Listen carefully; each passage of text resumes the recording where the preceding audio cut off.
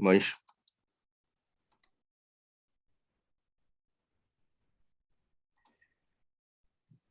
Okay. Just a quick note before you begin.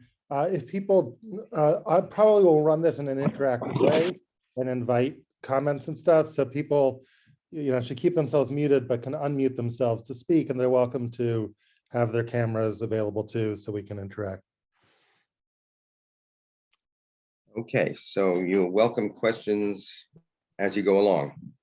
Yeah, it's not really, I mean, I do welcome questions as I go along, but I'll also be questioning you. I'm actually also going to ask for a few volunteers, so people are going to have to be willing to put themselves on the spot a little bit. All right, sounds exciting. Okay.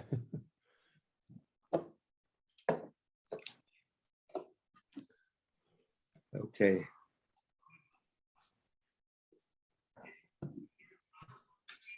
Rabbi Fohrman, should we have any texts handy?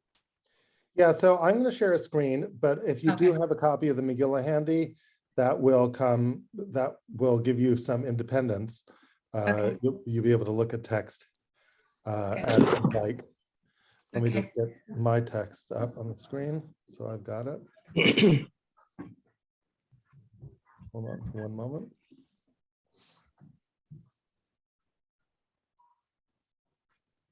All right.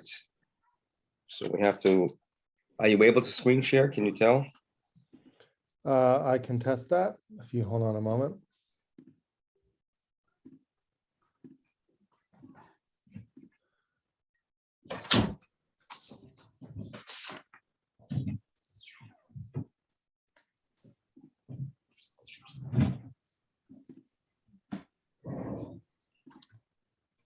Yeah, it looks like I should be able to. Okay, good. Yes, I saw that. Okay. All right, so Aviv, I think we're, Okay. let me just find the, hold on a second. Where's the record button I'm looking for?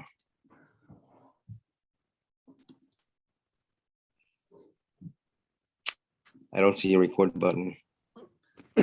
It says that it's recording. Okay, great. Okay. Ready to go. Okay. It's such a pleasure to see the number of participants rising, even, by the seconds, which is such a credit to you, Rabbi Fohrman, and your reputation, which precedes you.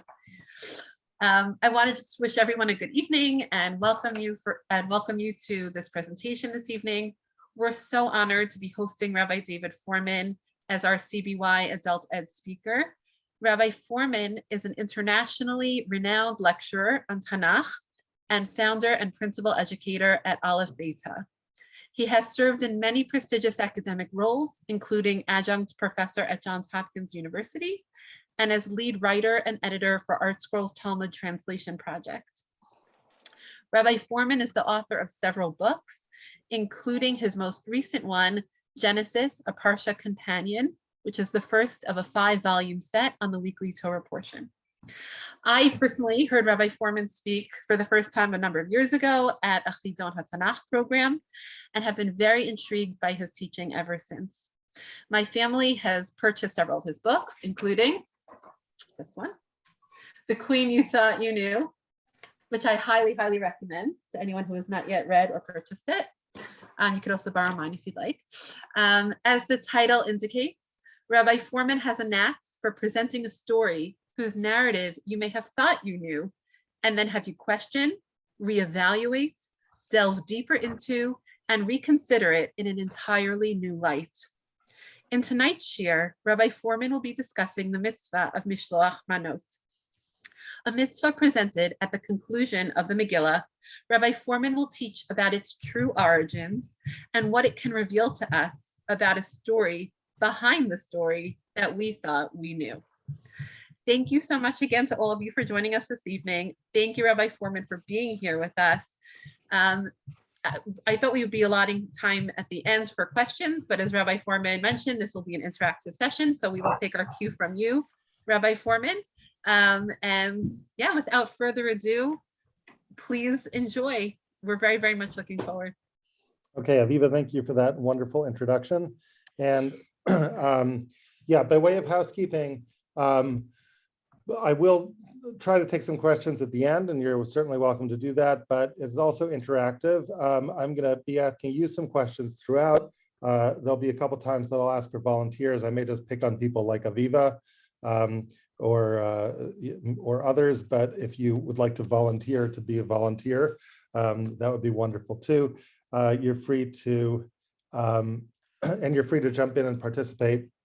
If I ask a question, just unmute yourself and be kind enough to remute yourself after you're done asking it, because when you've got a bunch of people here, if you don't mute yourself, things can get out of hand.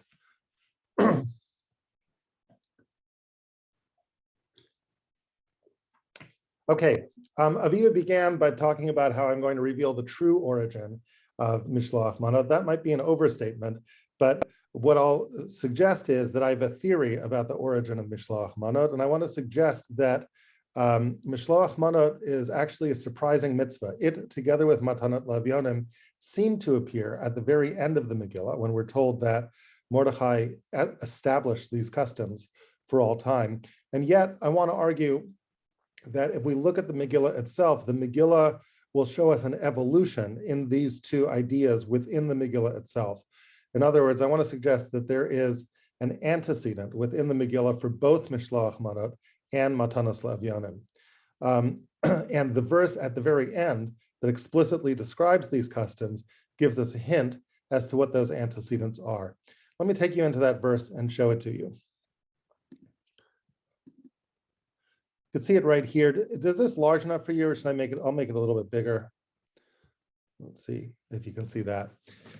So if you look at this verse right here, this is a verse taken from chapter 9 of the Megillah at the very end, and it tells you about the establishment of these two customs. And it says that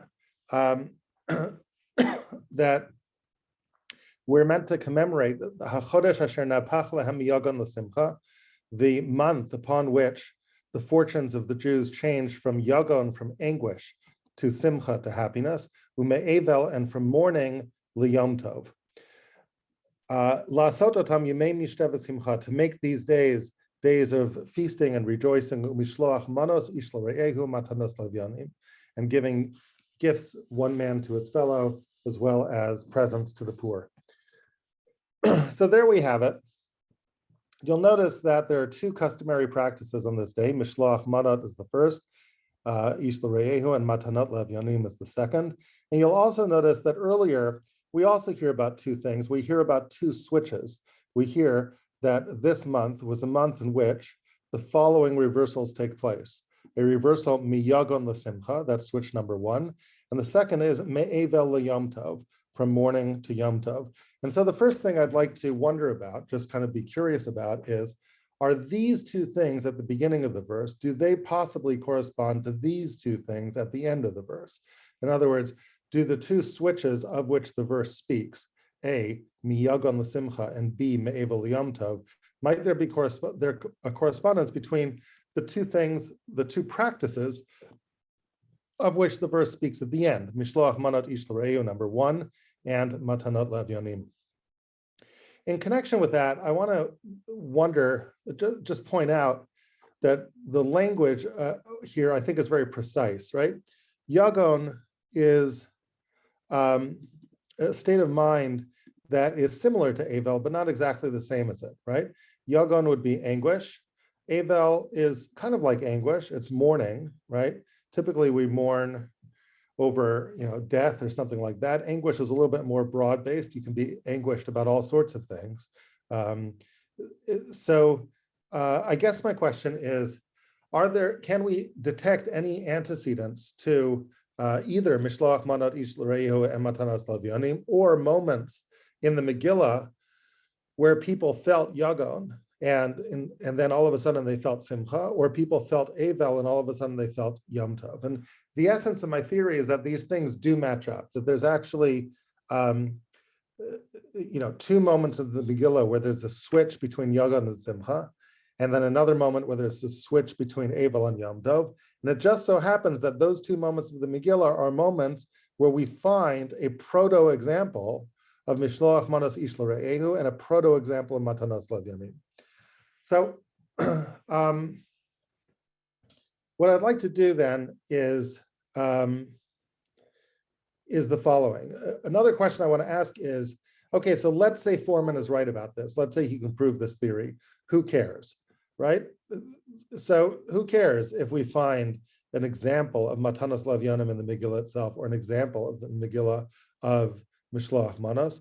Who cares if I find these examples of Yogan L'Simcha and Me'eva L'Yom Tov? Why does it matter to me?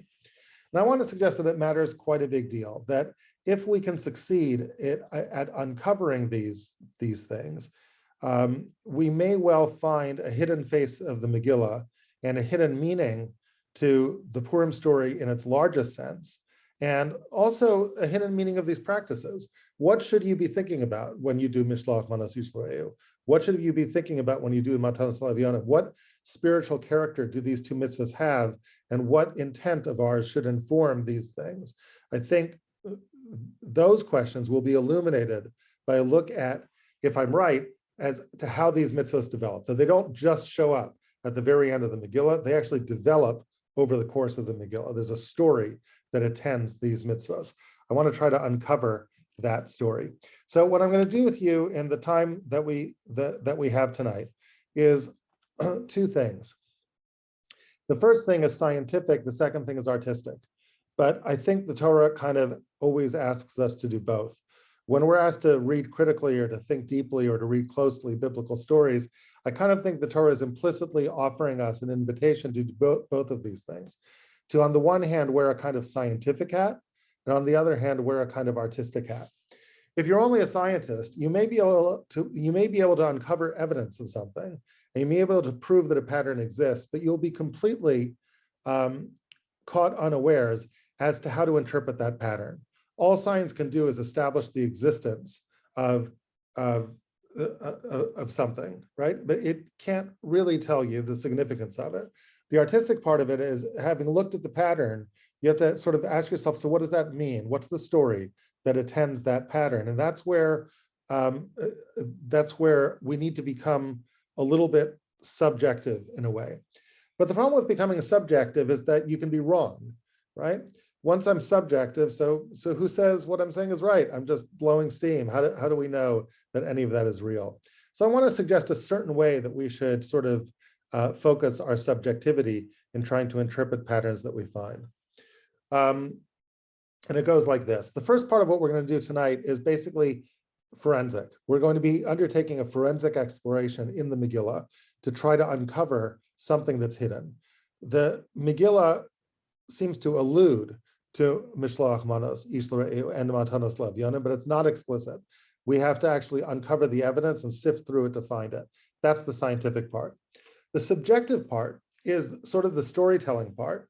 And the thing that anchors it, the thing that makes it, that this artistic experience of storytelling real, is that what I'd like us to try to do is to kind of see the pattern, see the evidence, and then in asking ourselves, who cares about that evidence? Try to tell ourselves the story by occupying a first position, what's the word for this? A first person standpoint, vantage point in the Megillah. And I think this is a very useful tool in biblical analysis. It's basically akin to bibliodrama, and let me explain what I mean by that. Normally when we read any biblical text or any text at all, we read it as an outsider. We read it as a third person coming to look at this text, right?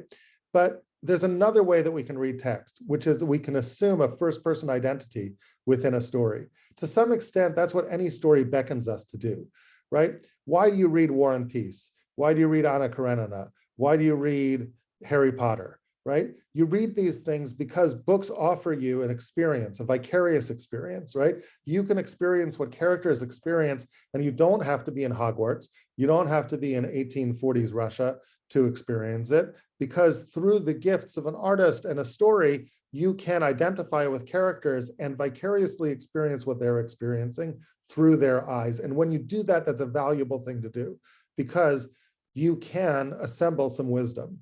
Wisdom is not just a matter of being smart, it's a matter of life experience honestly surveyed. And some life experience we have on our own, and other life experience we can gain by vicariously riding along the experience of others. That's what we do when we read literature. We adopt a first-person perspective. We identify with characters and begin to understand what it might be like to be them. I think in order to really get something out of the Megillah, we have to do that. And what's remarkable is that once you do that, things look differently.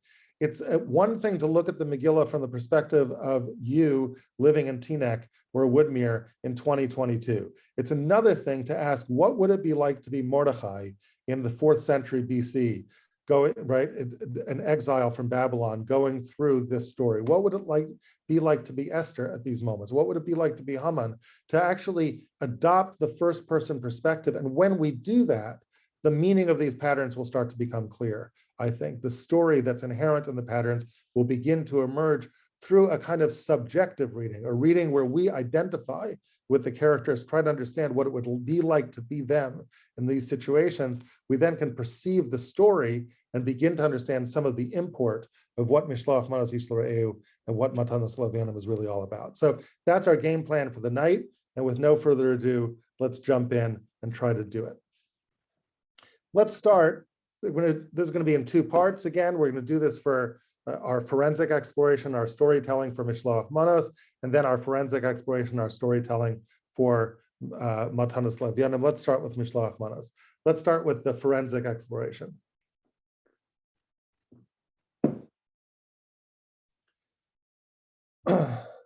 Mishloach Manos Ish L'Re'ehu, might that be associated with a switch and I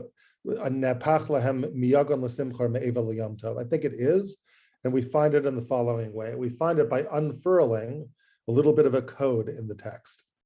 And the code goes like this. Let's take a look at this language, Mishloach Manos Ish L'Re'ehu, the sending of manos, one man to his fellow. And now let me question you about this for a moment. What if this were a bit of a code that had 3 parts? Part 1, the word manos. Part 2, the word ish. And part 2, the word re'ehu. And in order to be able to unfurl the code or understand the code, we have to go back in the Megillah and see where these words have appeared before. Because as it turns out, these words remind us of things earlier in the Megillah. Let's start with the word manos. And maybe I'll share the screen with you again, and we'll just take our word manos over here and turn this green, okay? So my question for you now, right, is where else in the Megillah, if ever, do we actually come across that very word, manos? Does the word manos appear in the Megillah in any other context other than in chapter 9 when we're talking about Mishloach Manos Ish L'Re'ehu? And the truth is it does. It has one other appearance in the Megillah and one other appearance only. Now, this is not the kind of thing you would know through a casual read of the Megillah, right? Because it's not one of the super well-known parts of the Megillah. It's not when Mordechai is led through the streets on his horse. It's not when Haman is first introduced. It's not when he's hanged on a tree. It's none of the headliner moments. It's actually in a throwaway verse, the kind of verse that no one pays attention to and that you never know is even there. Right? But just sneakily hiding in one of the verses is the word manos. If you're a Baal Koreh, or if you've listened to the Megillah very carefully over the years, you might be able to pick up the verse. Does anyone know the verse earlier in the Megillah where manos actually appears? And by the way, again, when I ask you questions, I'm legitimately asking you these questions, okay? You're allowed to unmute yourself and answer. So just kind of think about this for a moment. Is there any time earlier in the Megillah where the word manos appears as you scan your brain, as you relane this to yourself, right? Can you think of any earlier moment where you've heard this word? No? Okay, I will tell you. The other moment where we have manos, we do. Well, let's see, a fellow by the name of Adler says, chapter 2, verse 9. Well, let's look at chapter 2, verse 9. And that is correct. Give that man Adler, who's Adler? I can't see him here, right? But give that man Adler a star. Let me share my screen with you and you can see. Chapter 2, verse 9, right over here. There it is. Manos. Only other manos in the Megillah.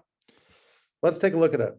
Chapter 2, verse 9 appears when Esther is taken into the harem of the king. There's this beauty contest, and Esther is taken into the harem of the king, and everybody gets their perfumes, right? And along with the perfumes, Esther got manos. Et manoteha latetla. Let's just read the whole verse. Vatita vanara beinav. So it turns out that Esther found favor in Haggai's eyes. Vatisa chesed lefanav. Vayivahela tamrukev vat manoteha latetla.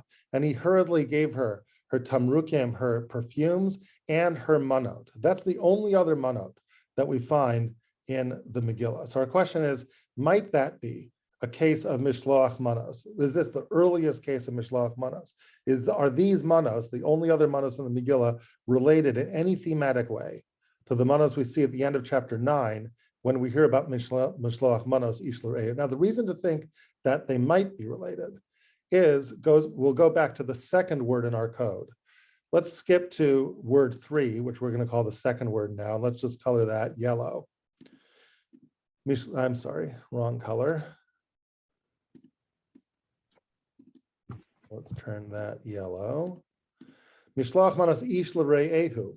All right, so this is a little bit easier, but here's my question. The word re'ah, friend. Does the word re'ah or friend appear anywhere else in the Megillah? Where earlier in the Megillah does the word re'ah or friend appear? Also a very unusual word, appears once earlier in the Megillah. Where is the other example of the word re'ah earlier in the Megillah? Friend.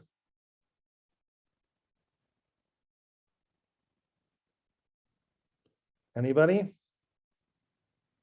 Good. That's correct. And is that Mr. Adler again? No. Okay. That's all right. me. Okay, good. Hi, how you doing? And just tell me who you are. You are? Yosef Ziv.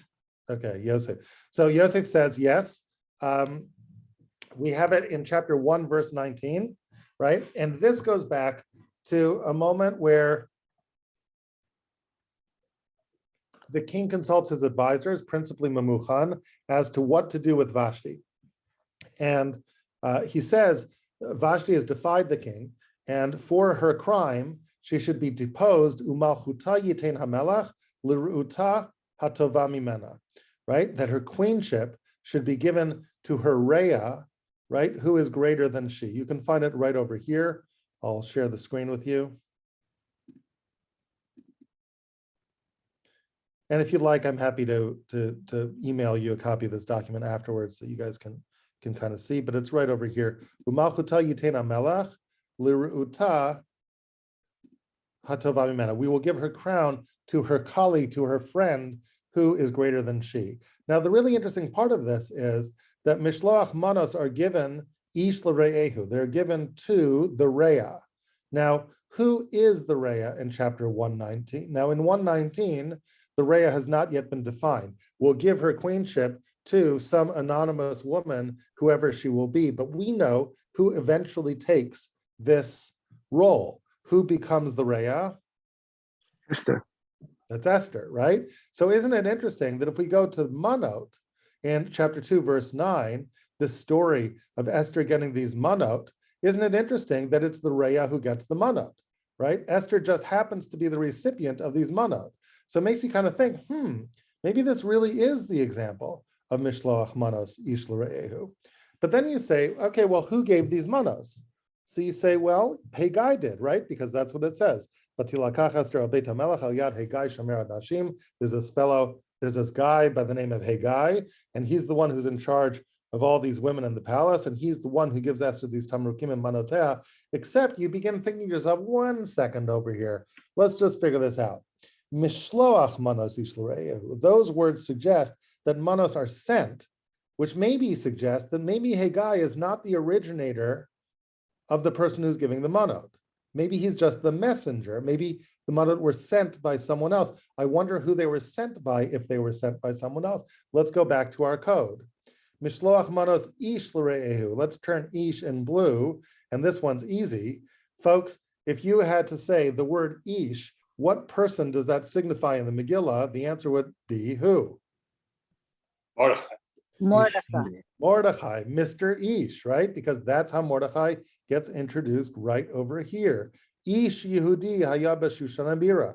So could it be that our first example, our first proto-example of Mishloach manos was when Esther was in the harem, right? That Mordechai slipped her these manos, right? That he was the Ish, that this was an example of Mishloach manos Ish l're'ehu, the Ish, which is to say Mordechai, was sending these manos to the Rhea, which is to say to Esther, which would kind of account for something, right? It would account for this. Look at this word, which is a little bit strange here. I'm going to underline it. Vayivahel. What does Vayivahel mean? Vayivahel comes up a couple times in the Megillah. It's a word that is kind of unusual. It suggests a sort of chaotic furtiveness, right? You would imagine that Haggai has nothing to hide. He's giving perfumes to all the girls, good perfumes to Esther. Why does that have to be he hurriedly, furtively gives her perfumes? He hands her perfumes. Everybody had perfumes. So you see it over here. And the plan for the beauty contest. The plan was, let's actually look at this verse. It's a very interesting verse, and let's just dwell on it for a moment. And the king sent up officers throughout all of his provinces. And he gathered together all of these maidens to Shushan, to his harem, El Beit HaNashim, El Yad Haggai, Sris HaMelech, to Haggai, the eunuch of the king, Shomer HaNashim, the one who would watch over these women, V'naton Tamrukehen, and to them would be given perfumes. Now, so we hear that that's the deal, right? Every girl's going to get perfumes. That's the way the beauty contest is supposed to be. And here the girls are getting these perfumes. So what's the big deal? Let him just give the perfumes. That's what he's supposed to do. Why does he have to hurriedly, furtively give the perfumes? But if you go back to this verse, by the way, the verse is interesting because of a couple things. First of all, this language is interesting. Vayafked HaMelech Pekidim reminds you of something back in the book of Genesis, right? Yosef. It reminds you of Yosef, right? And that sounds like Debbie there. Is that right? Yes. Hi, Yes. Debbie. Where did we have Vayafked HaMelech Pekidim with Yosef? Do you remember? When he's sending them out to gather the food. Yes. The Yafked HaMelech Pekidim is Yosef's plan for Pharaoh. Yosef says, let the king, Yasa Melech Yafked Pekidim, let the king set up officers, and they're going to gather all the grain, V'yikbetzu, they're going to gather all the grain. All of this is being quoted from the Yosef story. Now it's sly and it's ironic and it's sarcastic in a biting kind of way, because if you're a woman in the Me Too generation, how do you feel about the comparison being established here in this verse between V'yafked HaMelech Pekidim B'chol midot malkuto v'yikbetzu kol nara b'tulah and the Yosef story? I'll answer that one. Not great, right? Because what's the analogy here? The analogy is between gathering all the grain, right, and putting it in the king's repository, and gathering all these women and putting it in the king's repository. Ergo, women equal grain. It's the ultimate objectification of women. There's this precious resource that can be gathered together and hoarded for the king, and that's exactly what's happening in this beauty contest. It doesn't sound like much of a beauty contest. It sounds like yich. It sounds kind of, it sounds the ultimate in female objectification, right? So that's the first thing that's interesting about this verse, and we'll come back to this later. But the second thing that's interesting about this verse is the fact that along with this, as you would expect for women who are being objectified, what's the only important thing to give them? If they're going to be waiting for a year as to who's going to be chosen queen, isn't it interesting that the only thing they get is perfume, right? What about food? So the idea is, look, probably they got some airline meals, right? But the point of the verse wasn't that the food they were getting, that wasn't the point. The point is the only thing that matters from the standpoint of the king is the perfumes, right? The perfumes is all he cares about. It accents the women's beauty. And that's the focus of the verse, that every woman is going to get all this perfume that she's going to luxuriate in for months and months and months. So isn't it interesting that when it comes time to give the perfume, two things happen. One, this language, this verb here, vayivahela tamrukeha, it almost sounds like contraband. Like, but there's nothing contraband. But what's interesting is this word. Isn't it interesting that Esther didn't just get tamrukim? She didn't just get perfume. She got something else too. She got foodstuffs. She got manos. You see, it didn't say that all the women were going to be given manos. This is the first time we hear about manos. It's as if Esther is the only recipient of the manot, as if wrapped in the tamrukim was something special just for her, manos. Where did they come from? Maybe they didn't come from Haggai. Maybe they came from the Ish. They were Mishloach manos, Ish l'reyehu. The notion that it might have been contraband is also suggested by the end of verse 9. Look at the end of verse 9 that says that along with the tamrukim, every girl got something else. At Shevan hana'arot haru'uyot latet lami beit hamelach. They also got seven ladies in waiting that would accompany each of these girls in the beauty contest.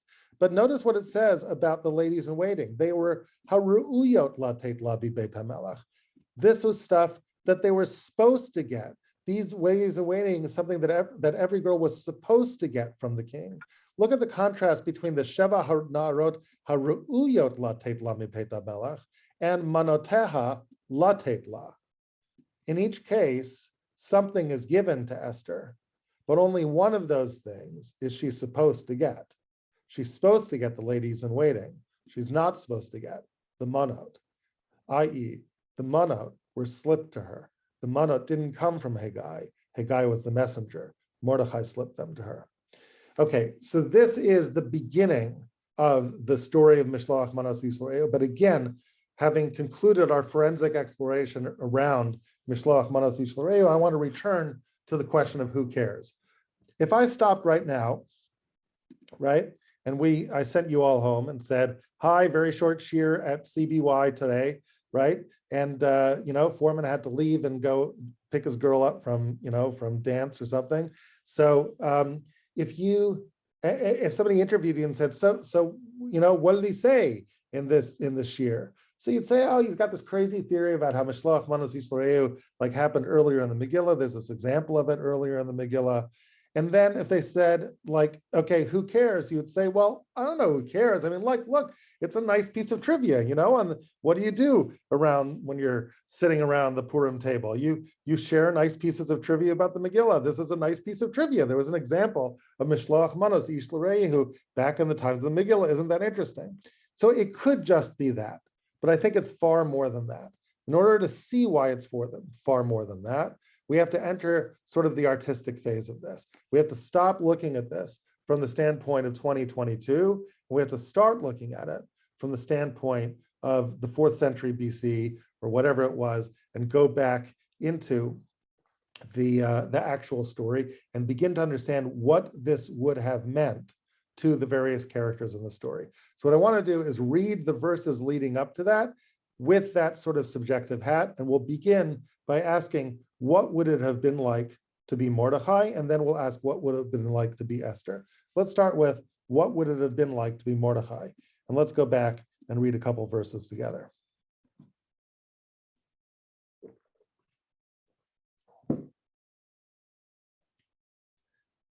Let's start with the introduction to Mordechai, right here in verse 5. It's a strange introduction when you think about it. Ish Yehudi haya b'Shushan Abira, Shmo Mordechai. Didn't really have to say it like that. That's a very dramatic way of introducing someone, right? You could have just said, there was this guy, right? Mordechai ha-Yehudi, Mordechai ben Yari ben Shibi ben Kish, haya b'Shushan Abira. That would have been a clearer, more direct way to say it. Why Ish Yehudi, this moniker, as if his title is not Lord, Baron, or anything else, but his title is Ish. Very masculine, hyper-masculine title for this guy Mordechai, as if we wouldn't know that he's an Ish unless you told us that he's an Ish. A strange thing to say, especially because the context for Mordechai's introduction is not what you would expect it is. The context for the introduction is actually a beauty contest.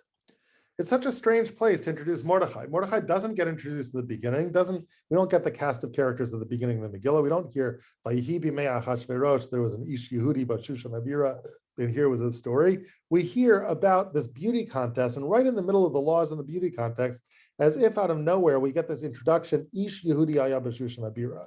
It's a very strange place for a hyper-masculine Mordechai to be introduced right in the middle of hyper-feminine beauty contest. How is it that we begin to understand that? So let's look at the verse a little bit more carefully, and I think its meaning will begin to sort of unfold for us.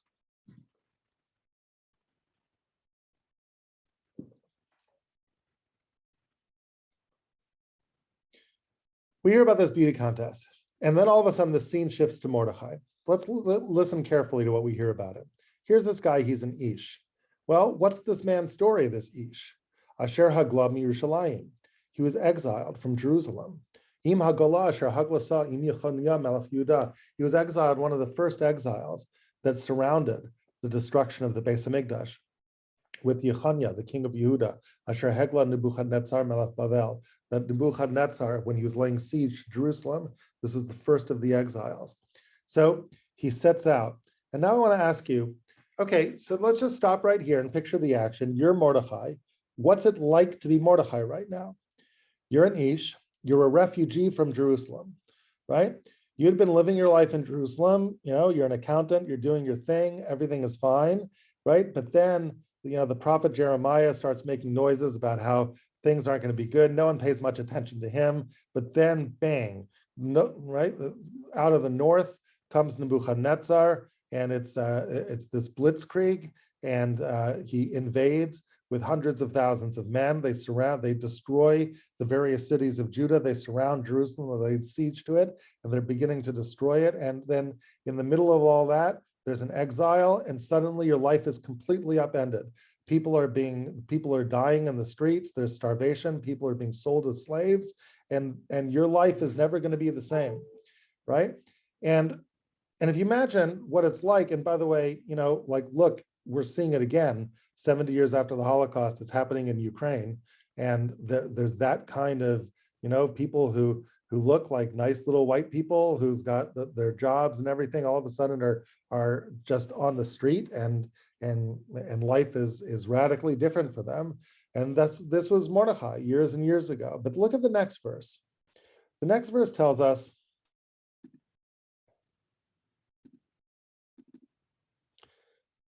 Vahi omein et Hadassah hi Esther bat Dodo ki ein la avaim. There was this little girl, right?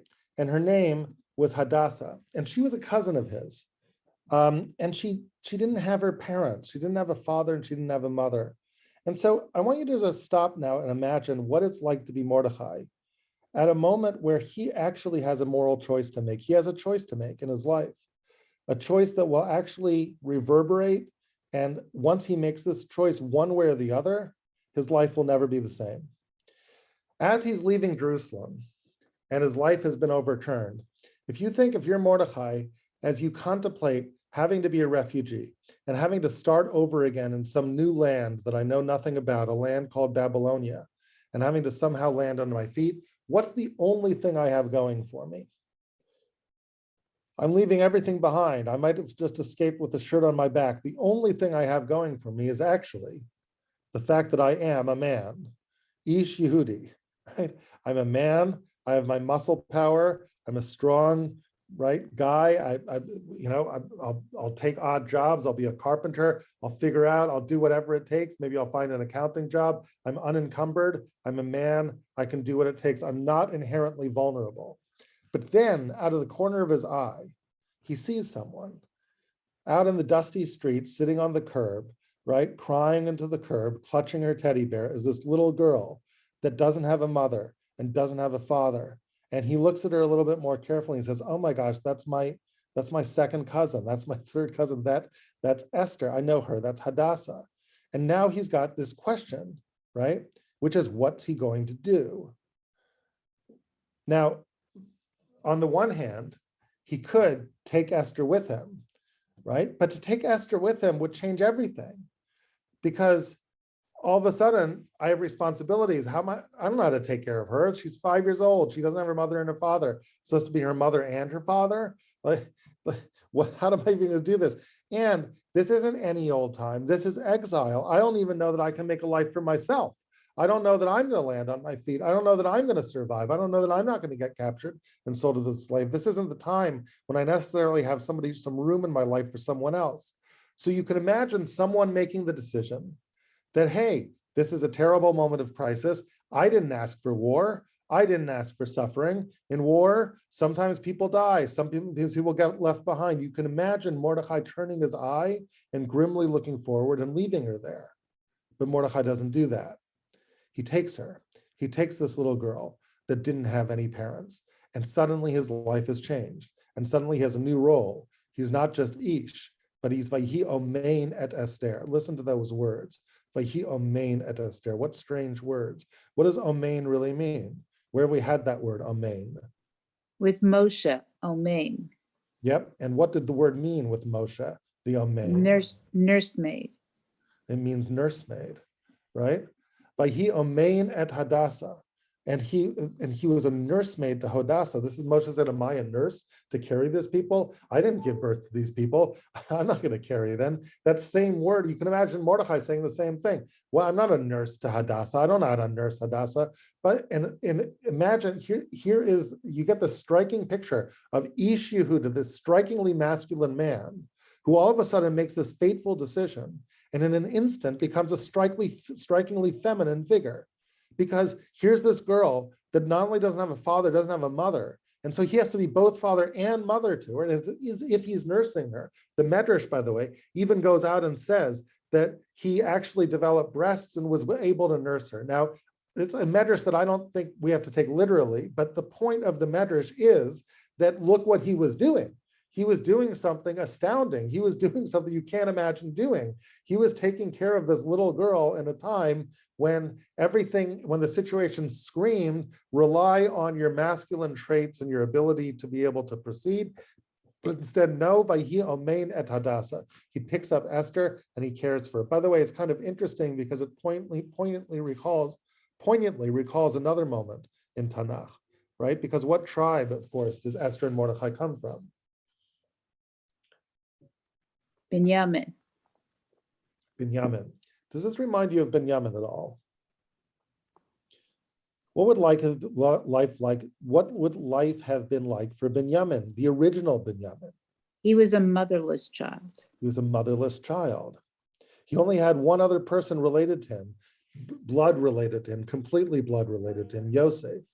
What would the relationship between Yosef and Binyamin have been like? It's interesting that when Yosef finally sets eyes upon Binyamin after all those years, the first thing he says is, Elohim yachnecha bani, let God grant grace to you, my child, as if he was his mother, as if Binyamin was not just his brother, but his child. But what kind of relationship would you have had right before you were thrown in the pit if you were Yosef and you were 17 years old and you were the only blood brother of Binyamin, and the children of Leah were ganging up on the children of Rachel, and it was 10 against 2, and here was this 5 or 6-year-old child who never knew his mother, and all there was you. You couldn't just be brother to a child like that.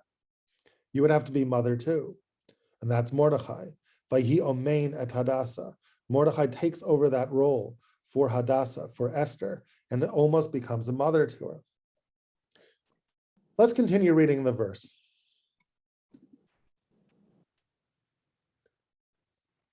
Vayhi Omein et Hadassah, hi Esther bat dodo, ki ein la ava'em.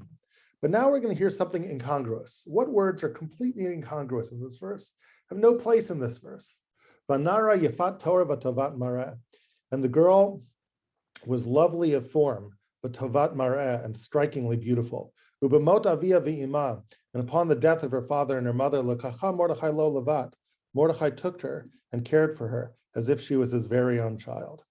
What's strange about that verse? If you were the editor, what words might you take out of that verse? And maybe if you had to, stick them somewhere else.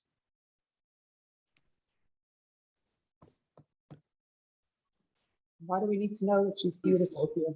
Why do we need to know that she's so very beautiful? That she's strikingly beautiful, beautiful of form, beautiful to look at. And putting it right there creates this really sketchy impression, right? It sounds like, okay, so you're telling me how nice Mordechai is. You're telling me that he took this girl as her very own child. You're telling me that she's an orphan. I understand all that. So out of compassion, he decides to make this decision to take care of this girl. But then you tell me that she was really, really beautiful. Are you trying to imply what? That he wouldn't have done it if she wasn't so beautiful? That's pretty sketchy. Like, why would you say that about Mordechai? So what's the answer to that question? Why do we hear about Esther's beauty here? And the answer to that takes us back to the question, the larger question, of what in the world the story of Mordechai is doing here in the first place. Why we introduce Mordechai where we do. Why Ish Yehudi Haya B'Shushan Abira is right in the middle of the story of the beauty contests. The answer to both questions, why Mordechai's introduction is in the beauty contest and why we're hearing about Esther's beauty now, is because we actually are a little bit the victims of our own custom of heralding Mordechai every year in the Megillah when we all stand up and we say, Ish Yehudi Haya B'Shushan Abira. That creates the impression that the meaning of the Megillah is to introduce our hero now. I want to suggest that's not the meaning of the Megillah. This story is not a hero story. It's not the introduction of a hero. This story is a story of beauty contests. The story is all about beauty contests. The introduction of Mordechai is just a little piece of the story of the beauty contest. Here's how the story goes. Think about these beauty contests for a moment. You know, again, this is one of these moments where you have to shed your 2022 view of the story, and you have to adopt your 400 BC view of the story. When in 2022, you're a little girl and you're 7 years old, and you hear about the Megillah and you squeal, beauty contests, I want to be Esther. I'd love to be part of a beauty contest. That's you wanting to play dress up. That's not Esther in 400 BC. What are these beauty contests really? Beauty contest is just a euphemism. What happens if you get picked for the beauty contest? You get to be queen. No, you don't. You go into a harem. You go You're a into prisoner. harem. There's 10,000 women picked. One of them gets to be queen. What happens to the other 9,999? Concubines? They're slaves. They're slaves. They're sex slaves, basically. I mean, maybe they see the king once and then they're in a harem. It's the first day of the end of your life. You never leave a harem. That was true for all emperors. Once you enter the harem, you never leave. It's like the Roach Motel, right? It's a one-way ticket. You get in the harem, you never get out of the harem. This is not a beauty contest event. This is a mass kidnapping event. That's what this is. And so there was this mass kidnapping event the king was going to bring 10,000 women into his harem, all the beautiful women and all the officers of the king, all the stormtroopers were on the lookout throughout all the king's provinces for all of these women. And that's when we hear the story of Mordechai. And Mordechai sees this girl, this orphan girl, and takes her as his own child. And in that story of Mordechai's taking her, we hear poignantly of an Achilles heel for Esther. Ironically, the thing that Esther has going against her is her remarkable beauty.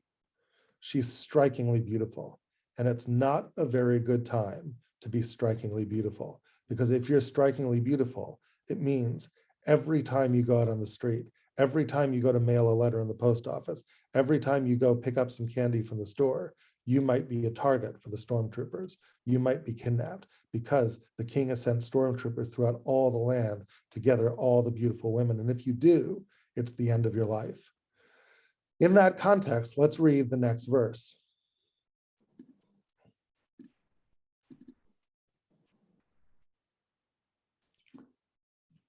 So Mordechai likacha Mordechai lalabat. Mordechai took her as a bat, but look at the contrast in the next verse, in verse 8.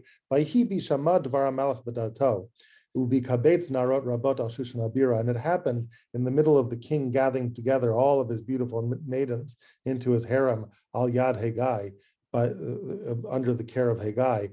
Vatilakach Esther al beit hamelech. Esther was taken into the harem. Notice that vatilakach plays off of this lekacha. Mordechai may have, notice the difference in grammar. Mordechai may have actively taken her as his own child, caringly and lovingly, but passively, vatilakach Esther. Esther was taken by who we don't even know. Anonymously, she was taken. The stormtroopers with ski masks over their heads. They never knew you never knew who they were. In the middle of the night, broke down the door, right? And took her into the house of the king. And if you just imagine what this must have been like, and you ask yourself, what would it have been like to be Mordechai now, right? So here one day, Esther's sleeping late, and you say, Esther, I'm just going out to the Makolet to get some milk, right? And you head out to the Makolet to get some milk. And when you come back, the door is broken down, and you call Esther, Esther, and there's no answer. And you look in her room, and all there are crumpled sheets, and she's not there anymore. And you're frantic, and then you realize the stormtroopers were here, and she was taken. Now stop right there at that moment and ask me, what emotion overpowers you at that moment?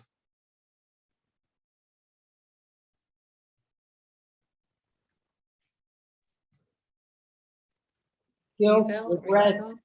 Anguish. Guilt, anguish. regret, and anguish. This is the first moment of Yagon in the Megillah. This is anguish, right? Why did I have to go to the Makolet? What was I even thinking? How stupid, right? And I'm never going to see her again. I'm literally never going to see her again. And it's not just anguish on the part of Mordechai, it's anguish on the part of Esther. What's it like to be Esther that first night in the harem as you cry yourself to sleep and you realize this is the first night of the end of your life, and that none of the love that I've had under Mordechai will ever be mine to feel again. I will just be an anonymous number, some woman collected like grain for her beauty in this harem. It's the worst moment in the world, right? This is the first moment of Yagon in the Megillah. So at this moment,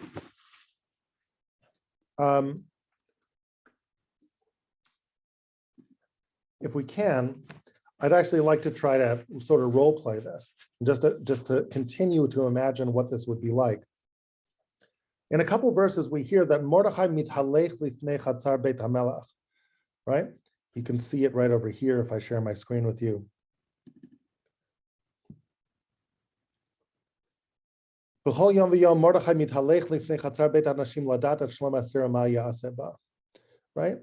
And let's just reflect on that for a moment. Every day, Mordechai would just pace back and forth in front of the barbed wire, in front of the harem. These girls, they're cordoned off, but they got 20 minutes to just get out into the dark rooms and into the sunshine. And if you just looked from the other hill through the barbed wire into the courtyard, maybe you could catch a glimpse of Esther. You could tell how she was doing. And Mordechai, he would just be glued there all day. All he would do is he would just pace in front of the barbed wire, back and forth, back and forth. And this happened day after day, week after week, month after month. This is all Mordechai does. And now, if I could just get I'll pick on Aviva here. Aviva, you're going to be my volunteer. So if I can just sort of conscript Aviva as my volunteer, just Aviva, if you would play this out for a moment. I'm going to play Mordechai in this story, and you're going to play Mordechai's pal, Mordechai's buddy. Okay, so here's the deal. I just want to help you understand the situation, Aviva, right? You are privy to everything. You're Mordechai's pal. Mordechai's told you about how he came from Jerusalem and how he saw this little girl on the street and he brought her in and she took care of her. And then, he developed this fondness for her and he loved her and he was taking care of her and his life centered around her and he was caring about her. And then all of a sudden he went to the Makolet. He can never forgive himself. And the stormtroopers came and they took her, and how could he have been so stupid?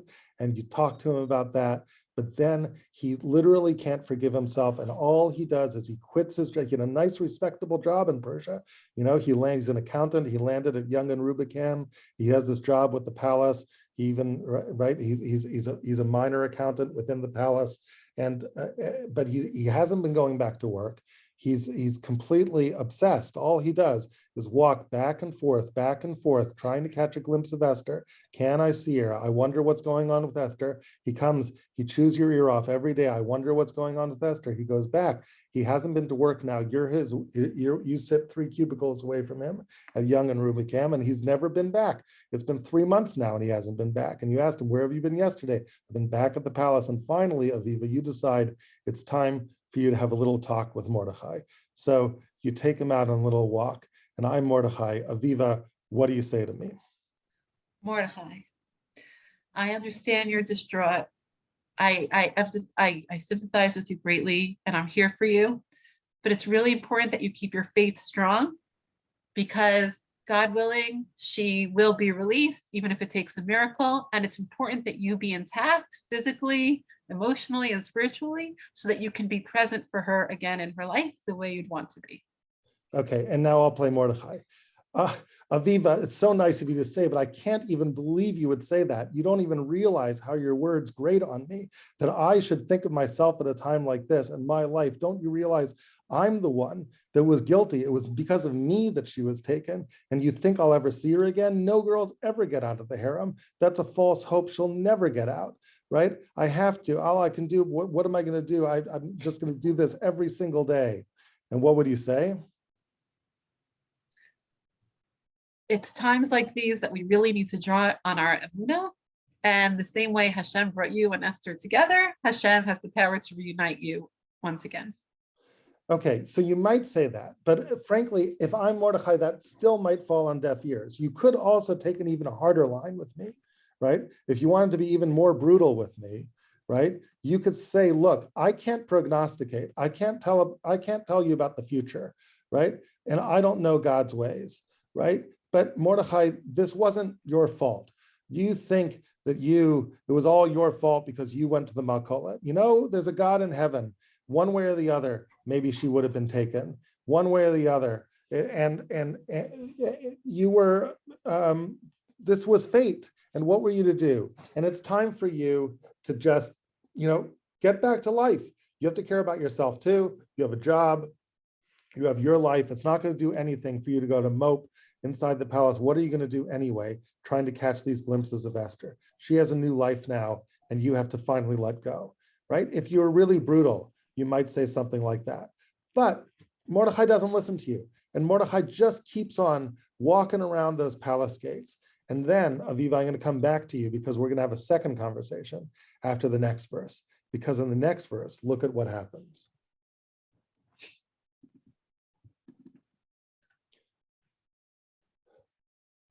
Esther gets taken, and there's this fellow by the name of Haggai who's in charge of all these women. And here's the first little miracle of the Megillah. Batitav hanara beinav. Esther found favor in Haggai's eyes. Batisa chesed lefanav. She kind of charmed Haggai. And all of a sudden, out of the blue, vayivahel et tamrukeha vet manoteha latet la. He hurriedly, furtively gives her these perfumes, but not just perfumes. Wrapped inside the perfumes is something else. Every girl got perfumes, but inside the perfumes, there were manot, little foodstuffs, latet la, to give to her. They were the very first Mishloach manos in the entire Megillah.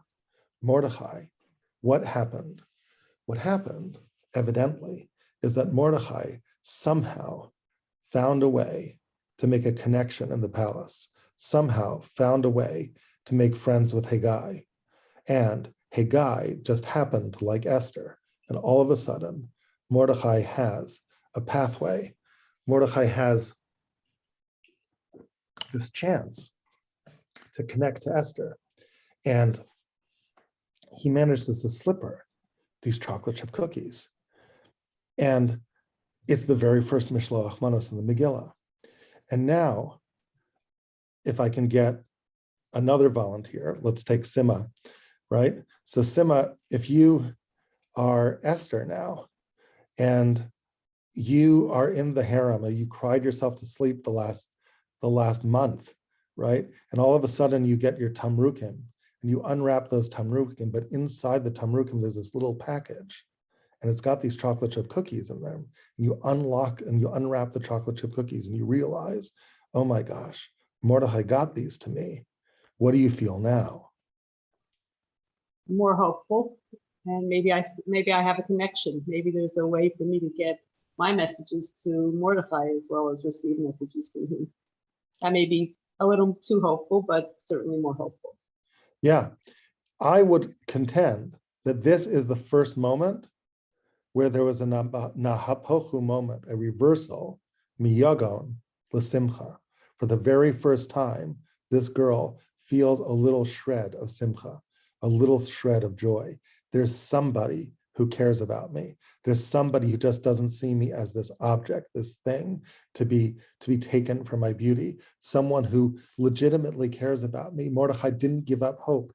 And it's not necessarily hope, Sima, that I'll be freed from the harem, because maybe that's impossible. But it's just the fact that someone cared, just the fact that he cared makes a difference to me. And it's hope, right? And that, in a way, changes everything. And now if you can imagine another conversation between me and Aviva, right? If Aviva is my stalwart colleague at Young and Rubicam, and she finds out that one day, right, that I actually did this. I befriended Haggai and managed to slip him chocolate chip cookies.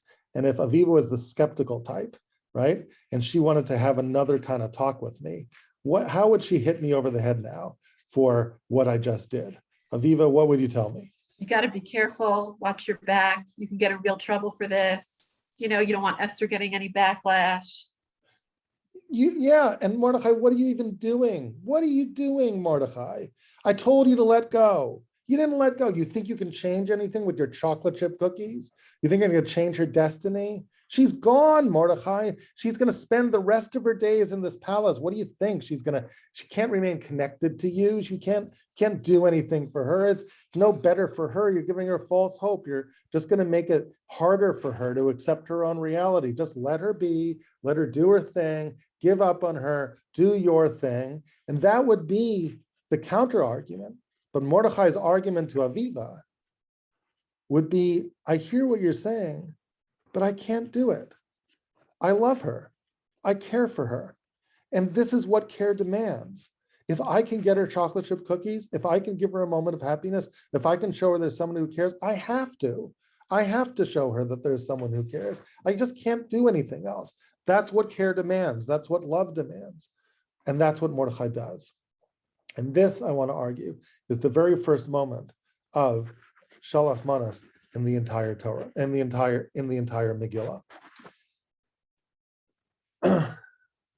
If we keep on reading, we'll find something fascinating, that the story of the very first Mishloach Manas isn't quite over yet. Because right after this, we hear something fascinating in the Megillah.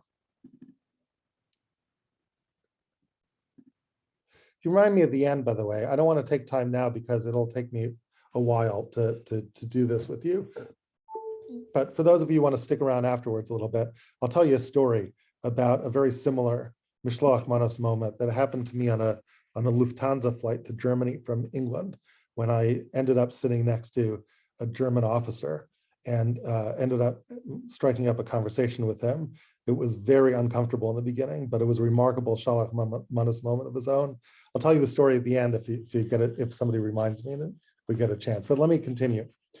So what happens next in our little Megillah story? Next thing that happens is we hear Lo higida et Esther et amavet moladata ki Mordechai tziva le asher lo tagid, that Esther didn't tell anybody about her birthplace, didn't tell anybody about her heritage, because Mordechai commanded her not to tell. Now this is kind of interesting because you got to ask the question, when did Mordechai command her? As the Ebenezer points out, Mordechai doesn't have a clear line to Esther. It's not that Mordechai can give anything to Esther, even if he's right. He managed to slip of these Mishloach Manos. He doesn't get to talk to her. So when did he command her to do this? Did he command her all the way back when he was in his house? In his house, nobody thought he was going to get taken. The stormtroopers just took her without warning. When exactly did he get a chance to tell her that you shouldn't tell anybody that you're Jewish? But now, having discovered the first hidden story of Mishloach Manos, we may actually be in a position to answer that question. Isn't it interesting that right after we hear about these Mishloach Manos, it's then that we hear that Esther didn't tell anybody about her being Jewish because Mordechai commanded not to tell her. So now the question is, how did he command her that? What's the answer? He sent her kosher chocolate chip cookies. The answer is it wasn't chocolate chip cookies. It was fortune cookies. you put a little note inside there. And here's Esther, as she unwraps the perfumes, she discovers inside the perfumes are these chocolate chip fortune cookies. And as she unwraps the fortune cookies, there's a little note from Mordechai. And the note says, you know, you don't have to tell everybody that you're Jewish. Now, here's a very important point. A point that is important to keep in mind whenever you read any biblical text, and certainly it's true with the Megillah also. Never read with the end in mind. One of the problems we have is that we know the story too well. You know that Esther was chosen queen, but at this moment in the Megillah, no one knows that Esther is going to be chosen queen. Certainly not Esther, and certainly not Mordechai. She's got a 1 in 10,000 chance of being chosen queen. For all we know, Esther is going to remain in the harem until the end of her life. So what does Mordechai mean when he says, you know, you don't have to tell everybody you're Jewish? Does he mean deceive the king when you marry him? No. Mordechai doesn't think that they're ever going to get married. Mordechai doesn't think that that's going to happen, right? What does he mean to tell her when he says, you know, you don't have to tell everybody that you're Jewish? The way I interpret this is it's a kind of moment, like you remember when Rivka sends away Yaakov after the deception, and she says, you know, you really should run away to my brother's house because Esav's really mad, he's going to kill you. Just go for a few days, yamim achadim, and then I'll send for you, just until he cools off a little bit, and when it's safe, I'll send for you. Now, in the end, it wasn't a few days. It was 21 years that she never sends for him. And why doesn't she send for him? And the answer is because it's never safe. So why did she lie? Why did she say it'll be a few days? And the answer is because that's how people part with each other when the truth is too unbearable to talk about. It's like in the Holocaust when, you know, God forbid, the stories when the mother addresses her 5-year-old child and says, Mommy's getting on this train now, and you go run and play with those little Christian children in the courtyard, and Mommy will come and get you back when it's safe, right? Because you can't tell the truth. You can't say, I don't think maybe I'll never see you again. So this is what people say in situations like that. And this is what Mordechai said. Mordechai, for all he knows, is never going to see her again. Her life is over. Aviva's right. That what are you doing? She has to be able to reconcile herself to a new life. And if you think that this little girl who you taught to light Shabbos candles is going to be able to keep up her Jewishness in the harem over time with no support, with no kosher food, with no nothing, over months, over years, and over decades, that's going a little bit too far. And in a way, Mordechai, as a final act of love, almost as a way of saying goodbye, says something almost by implication, you know, you don't have to tell everybody that you're Jewish. It's like he doesn't want to make life too hard for it. It's too much to expect that this girl holds on to her identity and holds on to her Jewishness over time. You know, don't make life so hard for yourself. You don't have to tell her, you don't have to demand all of your kosher food. You don't have to demand those Shabbos candles. It's like, it's as if he's saying, look, I understand whatever kind of Jew you end up being, right? I'm your father, I love you, and this is what I say. And it's interesting that even the words that he uses in Mordechai, tziva aleha, asher lo tagid. You know, if you think about any parent trades on two emotions. One emotion is love and the other emotion is respect, right? I'm an authority figure and I'm also loving. And Mordechai uses his authority here as if to say, look, you can blame it on me. This is something I command of you. This is, you just don't have to do this. Don't make your life too hard. And it's his way of, in a way, it's his final gift of love, saying, I understand whatever way that you might assimilate, right? It's okay. You don't have to kill yourself. You don't have to make your life hard. But what's very interesting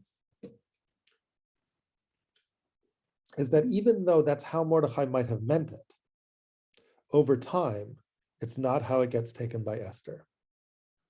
Because these words that we hear about in the Megillah, Lo higida Esther damavet maladata, appear another time.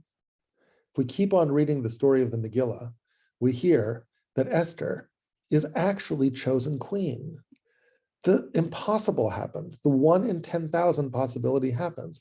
Esther's chosen queen. Vayehavat hamelech Esther. He loves her. Vatisachen v'chesed lefanav. Right? And all of a sudden, Ein Esther mageret maladata vet ama kasher tziva alea Mordechai vet mamar Mordechai Esther osa kasher haita b'omna ito. Right? Esther still didn't tell anybody, including the king, who she really was. Why? Because she just did what Mordechai said, just as if she was a little girl in his household. Now, did Mordechai ever tell her again, don't tell anybody? He told her once, that first time when he gave her chocolate chip cookies, that's when he told her. But here's the thing, Mordechai never meant it like that. Do you understand? When Mordechai originally said, don't tell anyone, that wasn't like, don't deceive the king if you get chosen. Like, that wasn't dating advice for Esther as to how to talk to the king. Imagine the following, imagine the king likes her and is considering taking her as queen. So he's dating her, right? So imagine the discussion on the king's dates with Esther. It's the king's second date with Esther. So Esther, you have this remarkable accent. Can't really place it. Seems Middle Eastern to me. Where do you come from anyway? And like, what's Esther supposed to say? Like, she's supposed to change the conversation. It's like, King, let's not talk about the past. Let's just kind of talk about our future together. And she changes the subject. And then on the fifth date, there's another conversation. And the king is like, no, really, like, where do you come from? And Esther, it's like, oh, it's so cute how you keep on asking me those questions. And she changes the subject. And she just like never tells him because she thinks, like, why? Because put yourself in Esther's shoes. Again, you have to imagine what it's like to be Esther. You're crying yourself to sleep every night in the harem. Your life is over. The only little act of love you ever had were those chocolate chip cookies. So do you throw away that note? You don't throw away that note. That note from Mordechai, you hold on to it. You cherish it. You put it under your pillow every night. You reread it every night before you go to sleep. I don't have to tell anybody I'm Jewish. I don't have to tell anybody I'm Jewish. I don't. And it becomes this mantra. And there you are with the king. And you just end up not telling him. And somehow that's the way it happens. But here's the thing. Mordechai never knows that she never told him. She knows that she never told him. And that's important for the rest of the story. So now let's look at the rest of the story. Part 2 of the story is the Matanot le'Avyonim. If this is Mishloach Manot, where was Matanot le'Avyonim? So let me ask you this question.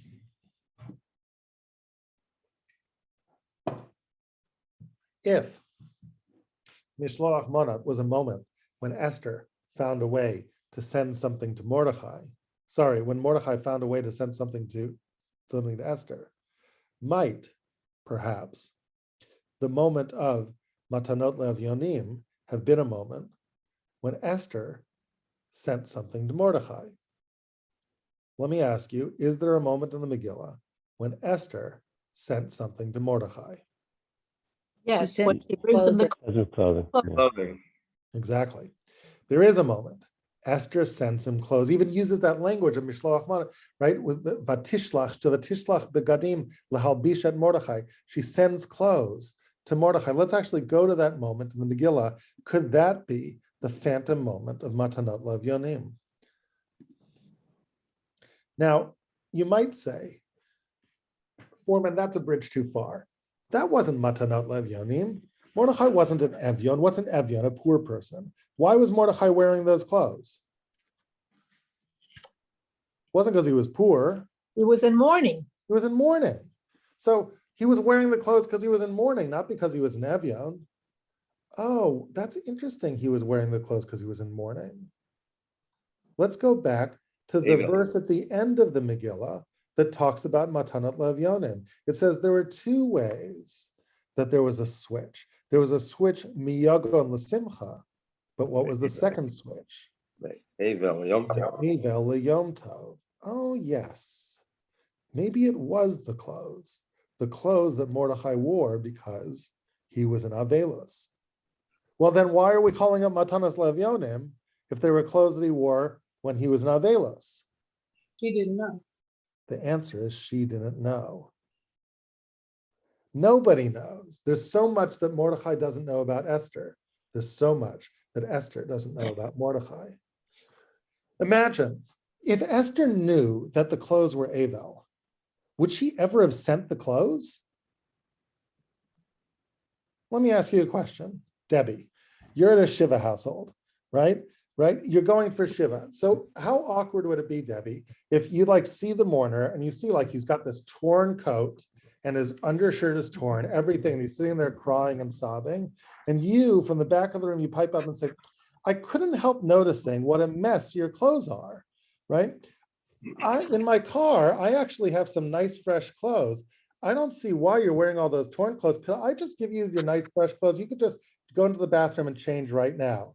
Like, how cringeworthy would that be, right? You don't say that to someone in Avelis. They're wearing the clothes because they want to be in Avelis, right?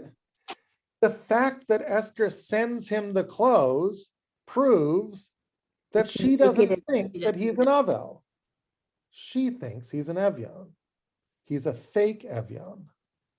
He's an Avel masquerading as an Evyon, as it were, in some sort of strange way. And, you know, so how does this work? Is he an Avel? Is he an Evyon? How does it work? So let's actually go back. By the way, it's interesting that in the halachas of Matanos Le'Evyonim, all through the year, you're supposed to check and see if poor people are really poor, but not on Purim. If somebody represents themselves as poor, you give them money, even if they're a fake Evyon. Why?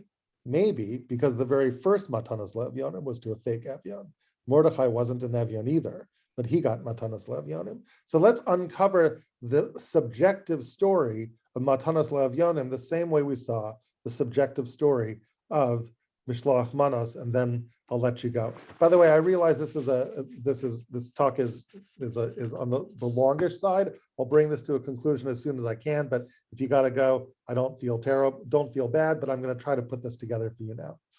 So let's come and take a look at the text in our story of Matanos Le'Evyonim. And again, let's read the text and let's do it subjectively. Let's start from the very end of chapter 3. Here's the scene. Haman has promulgated his decree. Haratzim yatsu dechufim bidvar hamelach. The messengers ran out, were pushed out to all corners of the globe to give the decree of genocide against the Jews. Badat nitna b'Shushan habira, and the decree was told all throughout Shushan. V'melach v'Haman yashvu lishtot, and the king and Haman, they sat down to drink. Va'ir Shushan navocha, but the city of Shushan was astonished. The city of Shushan was in shock. Now, what strikes you about verse 15 is the incredible contrast between two places, the palace and the city. What's life like in the city? Shock, anguish, mourning, right? Nobody can believe it. The Jewish quarter, everyone's crying. Ha'ir Shushan navocha. But what's life like in the palace? Hamelach v'Haman yashvu lishtot. So what's life like in the palace? Partying. It's a Yom Tov, the palace, right? In other words, the fact that Hamelach v'Haman yashvu lishtot, like that's what they do every day. They go to the bar and they have their wine feast. In other words, and if you look at the decree of genocide that's promulgated also, like think about that decree. Haman makes his pitch. Yeshno al mechad mefuzar b'far benami. Notice that he doesn't even name the nation. It's like some nation, right? Don't you think the king should get rid of? And you know what the king's answer is? You know, sure, here's the ring to do what you want with, and the people to do what you want with, and here's the ring, and just, you know, just take it and do what you like with. It's like, I can't be bothered with all these details. You're asking me, I'm not a details guy. I'm an overall picture guy. You're my second in charge. Here's the ring, do what you want. You know, we're late for lunch. Let's go to the wine fest. And they go to the wine fest and they drink. It's like he legislates genocide before lunch because he's late for lunch. Hannah Arendt talks about the banality of evil. This is the banality of evil. It doesn't even register. So in the palace, it's no biggie. It's just one of numerous bureaucratic decrees in the palace. Nobody cares. They're all drinking. Now, here's the thing. That contrast between the palace and the city would become important in the very next verse. Look at the next verse. To understand the next verse, you have to understand a principle of screenwriting that I learned from Aaron Sorkin. Aaron Sorkin says that one of the great sins of screenwriting is never tell an audience something that they already know. Never explicitly tell an audience something they already know. The next verse at the beginning of chapter 4 seems to violate that principle. Because after we hear Ha'ir Shushan Navocha, that the entire city was in shock. After we hear that the Dat Nitna b'Shushana Bira, that the genocidal decree became known in Shushana Bira, we hear Mordechai yada et kol asher na'asa, that Mordechai knew everything that transpired. Vayikra Mordechai et begadav, vayilbash sak ve'efer, and he tore his clothes, and he wore sackcloth and ashes, vayitzei b'toch ha'ir, and he went out in the city, vayizak zak hagdola amara, and he let out a great and bitter cry. But if you look at that text, how did it violate Aaron Sorkin's principle? What would have happened if I didn't have these words, and Mordechai yada et kol asher na'asa? What if you started the verse by just saying, vayikra Mordechai et begadav, and right, the last thing you heard was Ir Shushan Navocha, the city of Shushan was desolate, and then Vayikra Mordechai et begadav, Mordechai ripped his clothes and let out a great and terrible scream and is wearing all this sackcloth and ashes. Would you have understood what was going on? You would have understood what was going on. You wouldn't have come to me and said, hey, Rabbi Fohrman, I don't get what's going on. Did Mordechai know what was going on? Did he understand? So of course he understood. Everybody in Shushan understood. Mordechai is obviously in mourning. So why tell me something I already know? Why do you need to add Mordechai yada et kol asher nasa? And Mordechai knew everything that transpired. The answer is, here's how you're supposed to read it. Mordechai yada et kol asher nasa. And Mordechai knew everything that transpired. The significance isn't that Mordechai knew it. The significance is that only Mordechai knew it. Someone didn't know it. Who didn't know it? Esther, Esther. And why didn't Esther know it? because she's in the palace. She's in the palace. That's what the verse before meant. The verse before established this distinction between the palace and the street. Mordechai's in the street, but Esther's in the palace. How's Esther supposed to know everything? She's supposed to keep track of every decree that crosses the king's desk. She sees that it's party time. She's hosting state dinners. She's watching Mordechai. She's watching Haman and the king dine festively. She doesn't know anything's going wrong, and that is the problem. And that's what Mordechai has to change. But how's he going to change that? As the Ibn Ezra says, Mordechai doesn't have a clear line of communication to Esther. Sure, he was able to send her chocolate chip cookies. Sure, he was even able to pass her intelligence about 2 potential assassins. You know why? Because if you send a note to Esther via one of her ladies in waiting that there's an assassination attempt against the king, and you should really investigate Bigtan and Teresh, that message gets through to the king because everybody reads the queen's mail. And you're able to get that message through because that's to the benefit of the king. But what kind of message are you going to send now? Esther, remember your secret identity? You should come clean now and tell the king who you really are and overturn the decree of his trusted second in charge and somehow save your people, because loyalty to your people beats loyalty to the king and loyalty to Haman. That message is never going to get through. So how is it exactly that you're going to communicate to Esther? You're in the street, she's in the palace. How is she ever going to know? What are you ever going to do? And look how hard it is, right? You don't know how loyal Esther is. Esther, you don't even know she cares anymore. It's been years. She's been in a palace. She's all this time to assimilate. You haven't been talking to her. You don't know what kind of situation she's in. Mordechai's in a very tough place. So Mordechai does something very interesting. He has to figure out how to communicate without talking. And he figures out an ingenious way, but it's very risky. Here's what he does. Instead of mourning in the middle of the Jewish quarter like everyone else, he comes vayavo ad lifnei shar hamelach. He comes right up to the gates of the palace. Now, he can't come in the gates of the palace. Ki ein lavo al shar hamelach b'levush sak. He can't come in the gates of the palace because you're not allowed in the gates of the palace when you're wearing lousy clothes, when you're wearing sak va'efer. You have to have a business suit on with a tie and come in with a briefcase like everybody else who comes into the palace. But here is Mordechai right out the wrought iron gates at 1600 Pennsylvania Avenue, right? And he is sitting there wearing all these messed up clothes of mourning. And what's his hope? His hope is that Esther peeks out the window, sees him, and recognizes him, right? And maybe he can somehow get a message through to her. So what happens? What happens is it kind of works. Verse 4 tells us that one of the chambermaids of Esther actually opens up the blinds, looks out and sees with all the people coming into the palace, there's this one guy and he looks like a real homeless guy and he's hanging out just outside the gates. And then she recognizes, oh my gosh, that's the guy that Esther seemed to know back in the harem. That's that Mordechai guy. And she goes, tells the queen. Vayagidula, and they tell her, Vatischachal hamalka ma'od. And she's so distraught, right? And now ask yourself, if you, Debbie, are Esther right now, and the queen's ladies in waiting come to you and say, Esther, remember that guy Mordechai used to know a couple years ago back in the harem, the guy who kept on walking around those gates and stuff? I just saw him. It looks like he's hanging out around the palace gates. He doesn't look right. I mean, there's something going on with his clothes. I don't know what happens. And Debbie, you rush to the window and you take a look to yourself. What do you think? What's going through your head? Something is very wrong. He looks like either he's in mourning or he's fallen upon hard times. I need to help him out. I need to help him out.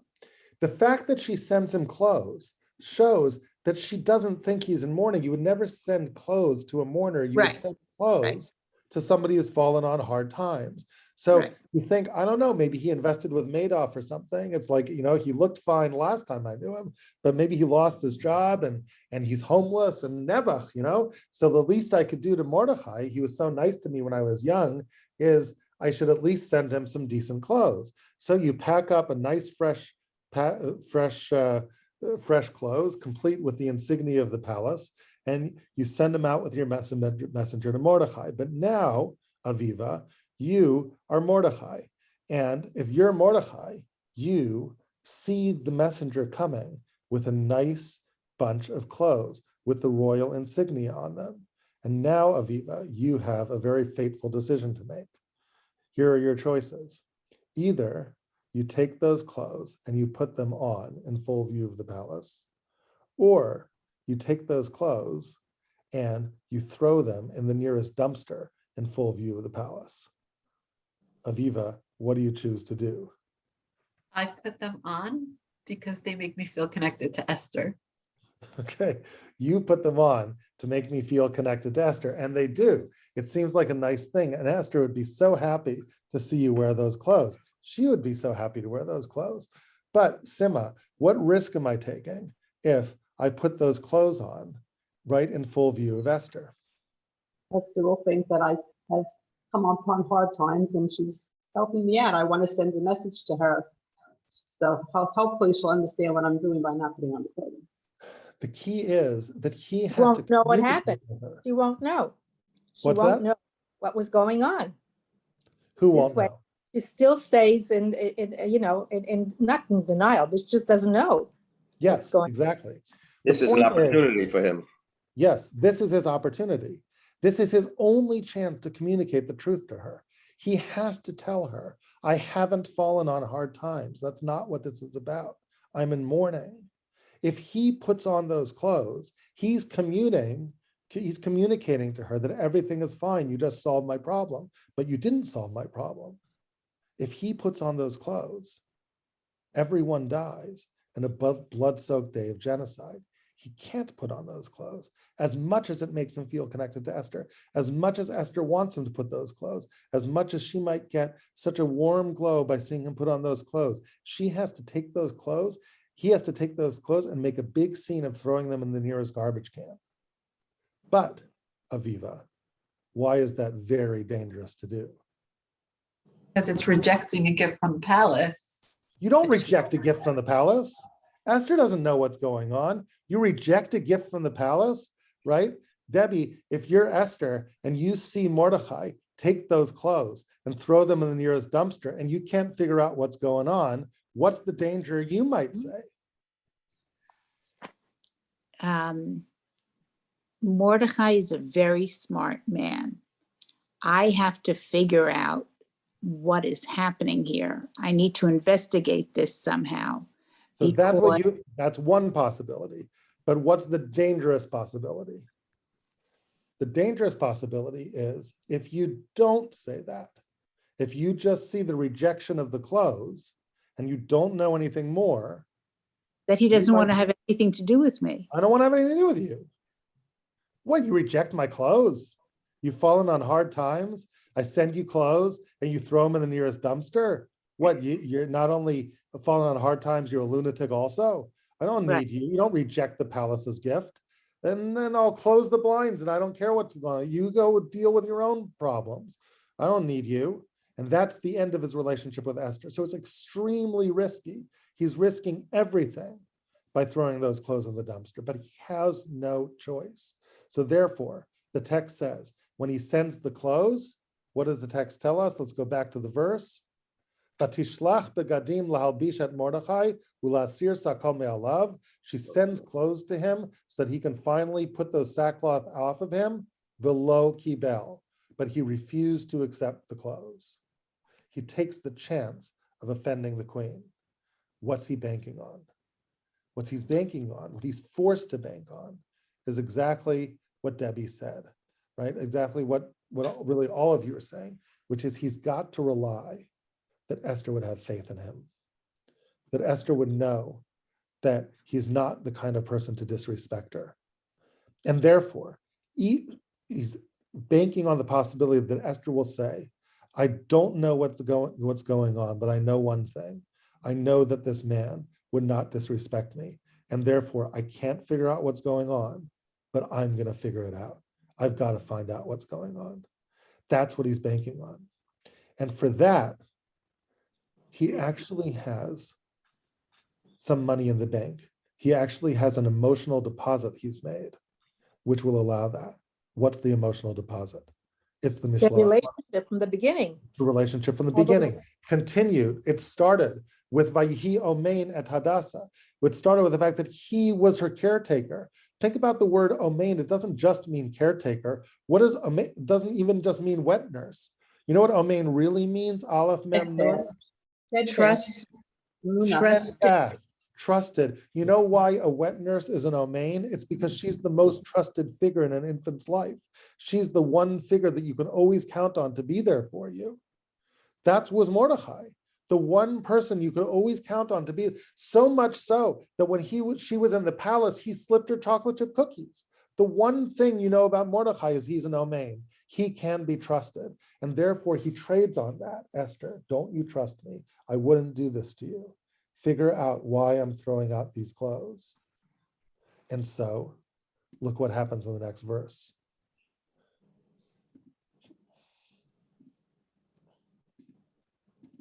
Batikra Esther Latach.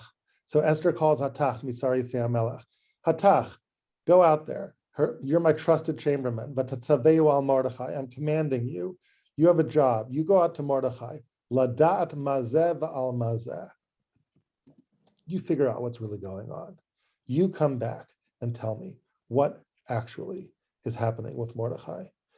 It works, right? And Mordechai gets a second chance, a second crack at the bat. And so now, out comes Hatach with a mission, find out what's going on with Mordechai. And so, if I'm picking on people, I have 4 people here whose cameras are on, so I'm going to keep on picking on you guys. So if I pick on Aviva now, right, and I say, Aviva, so you're Mordechai now, and out comes Hatach, and he's got his arms akimbo, his arms on his hips, and he goes, okay, Buster, what's the deal with the dumpster? How come you threw the clothes away? I've got, I'm late for lunch, got to be back in the palace in a few minutes. You got 3 minutes. I want to know what's the deal with the dumpster. And now Aviva has a choice. Here's the choice Aviva has. This isn't an easy situation to tell Hatach about what's going on in an elevator pitch, right? First of all,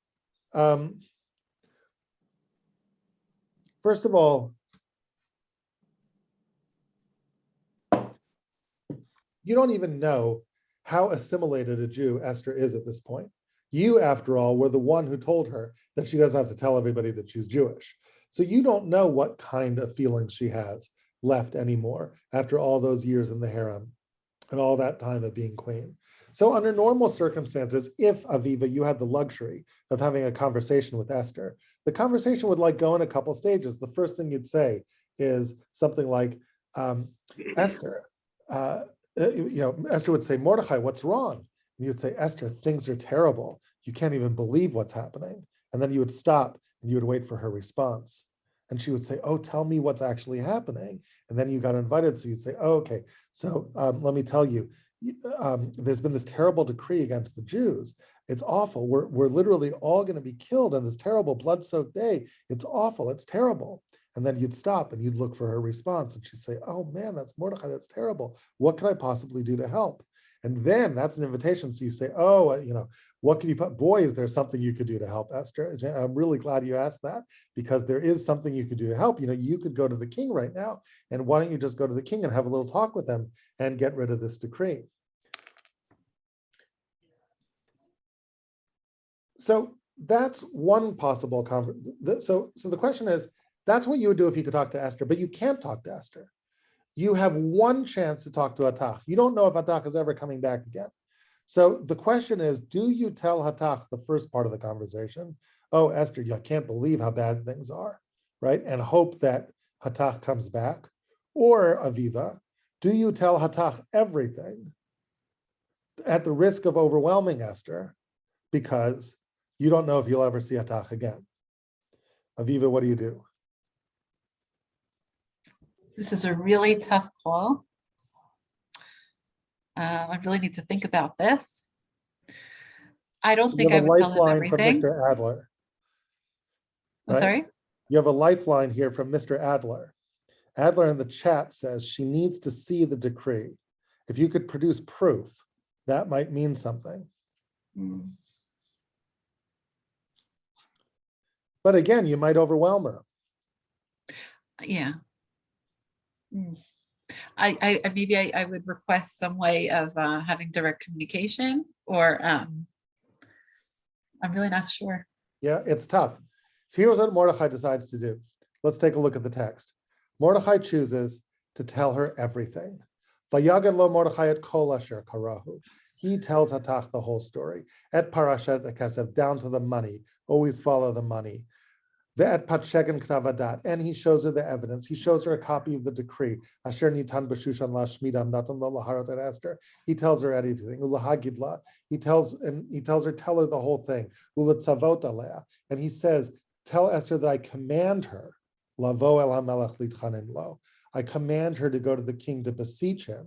Ulavakesh milfanav alama, and to beseech him for the lives of her people. Now here, Mordechai makes what I might say is a little bit of a mistake. He commands her. Now, I talked to you before about the two ways that you can relate to your child, both as an authority figure and as in love, right? But here he chooses authority figure, but the problem with commanding her is that the tables have turned a little bit. She's the queen. You don't command a queen, right? But he feels like desperate. I have no choice. What in the world am I supposed to do? I have no choice. Plus, as David points out, he takes a big risk on Hatach, not blowing the whole thing. What in the world is he doing? He was the one who told her never to tell. If he told her never to tell, what in the world is he telling Hatach, her big secret, that you're a Jew and you have to go to the king and you have to tell the king to save everybody? What if Hatach puts in a call to the National Enquirer, right? Instead of going back to Esther and says, what, Esther's a secret Jewish? I mean, that's a really dangerous thing to do. How in the world would he be so reckless to tell Esther's secret to Hatach? The answer to that goes back to the discrepancy between Mordechai and Esther about whether she told the king. We, the reader, know that she never told the king because the omniscient narrator told us that she never told the king. But what does Mordechai think? If you're Mordechai, what did I mean when I told her that? I in a million years don't think that she didn't tell the king. I told her back when she was a little girl in the harem, you don't have to advertise your Jewishness. I never said deceive the king. If the king is talking to you, of course, like what in all of their dating career, she never told him. Of course she told him, which means that Mordechai is making a fatal mistake about how easy it is for Esther to do what it is that he's asking of her. You see, if you're Mordechai, think about it. If you think that she already told the king. Do you realize how easy it is the ask he's making of her? Here's the conversation Mordechai thinks Esther could have with the king. It goes like this. King, I have a little favor to ask of you. What, my darling? Right? Well, remember back on our second date when you asked me about my accent? You thought it was so exotic, my Middle Eastern accent. And I said, yeah, I'm Jewish. You remember that time?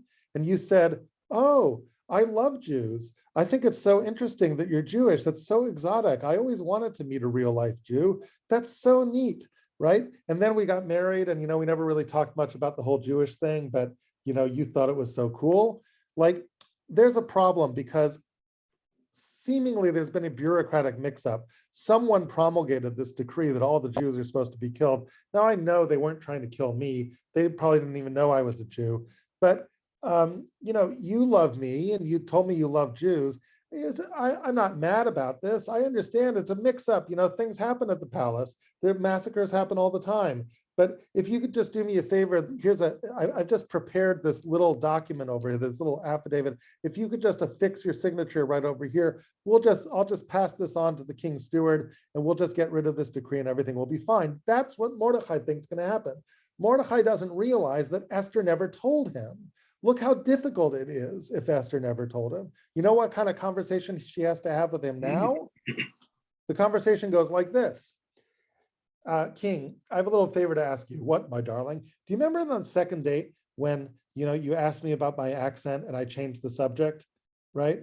And like you kept on asking me where I was from and somehow, I don't know, I just never really got a chance to mention it to you. And it wasn't like I was trying to deceive you or anything. I just, I had these chocolate chip cookies, this little note. I don't know. I think I misinterpreted it or something. Anyway, for whatever reason, I didn't tell you. And now there's this terrible decree. We're all going to be killed. So I kind of have to apologize for never telling you this, but could you also maybe undo the decree so that we all live? That's a very awkward conversation to have.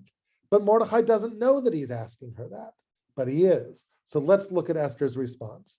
And with this, we come to the conclusion really of what I want to show you tonight.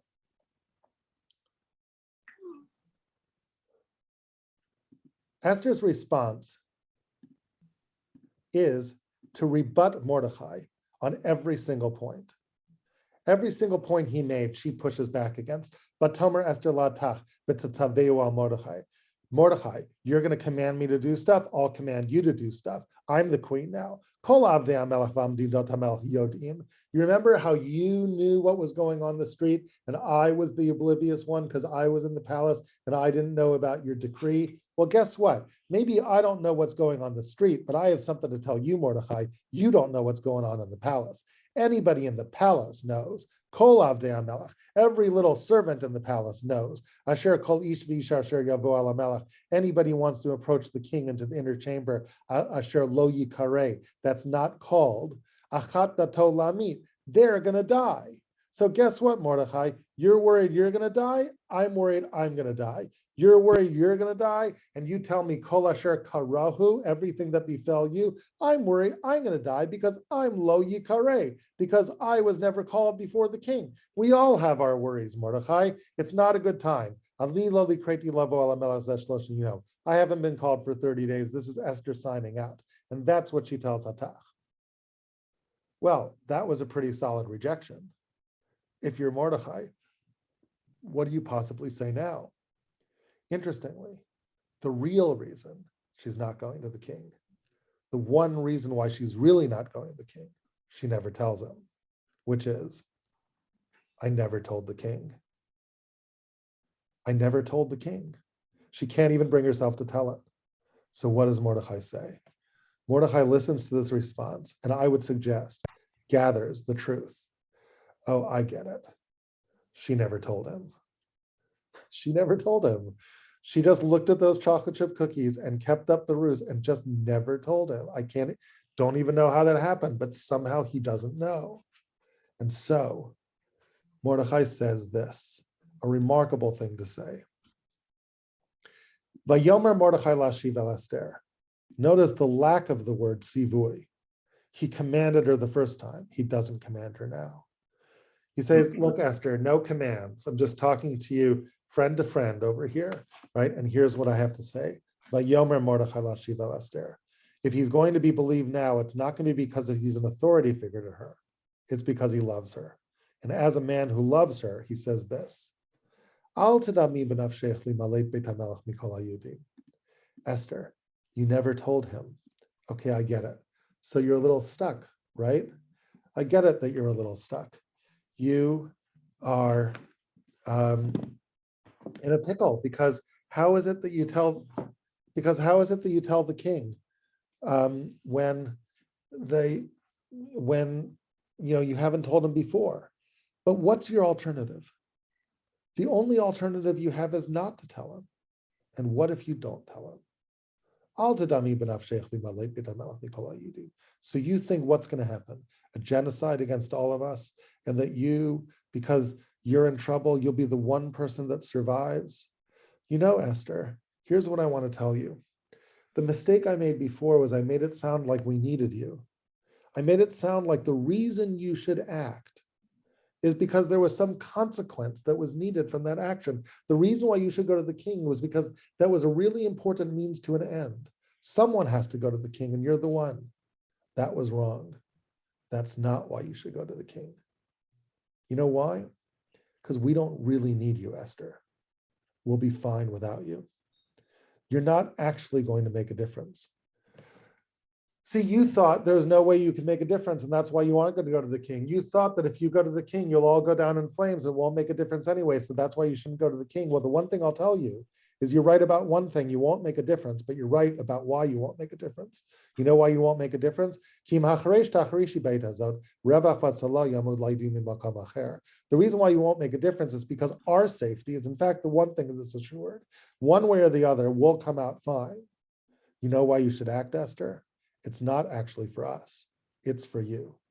If you don't act, you and your entire legacy, your whole father's house, will go down in flames, because this is the moment that you can choose to act.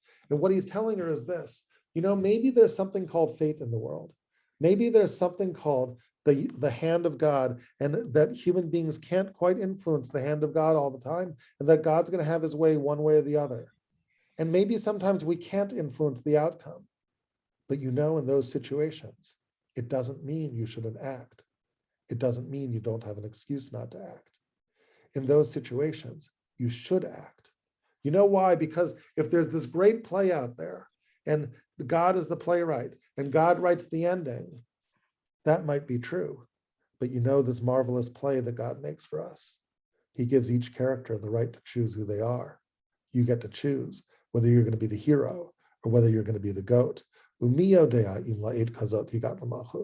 who knows if this was the moment that you can play the hero? Will this be Megillat Esther, or will it be somebody else's Megillah? Only you can decide. This is the moment that you can act. You have the power to be the person through whom salvation comes. You have to decide, will you be that person, or will you be the person who is silent? In the book that I wrote, The Queen You Thought You Knew, I made the point that imacharesh tacharishi is a kind of silence that suggests acquiescence. If your husband promulgated a decree of genocide and you found out about it, you know what you have to do? You have to scream. You know why you have to scream? Not as a means to an end. Not because that's going to make a difference, because you have to scream.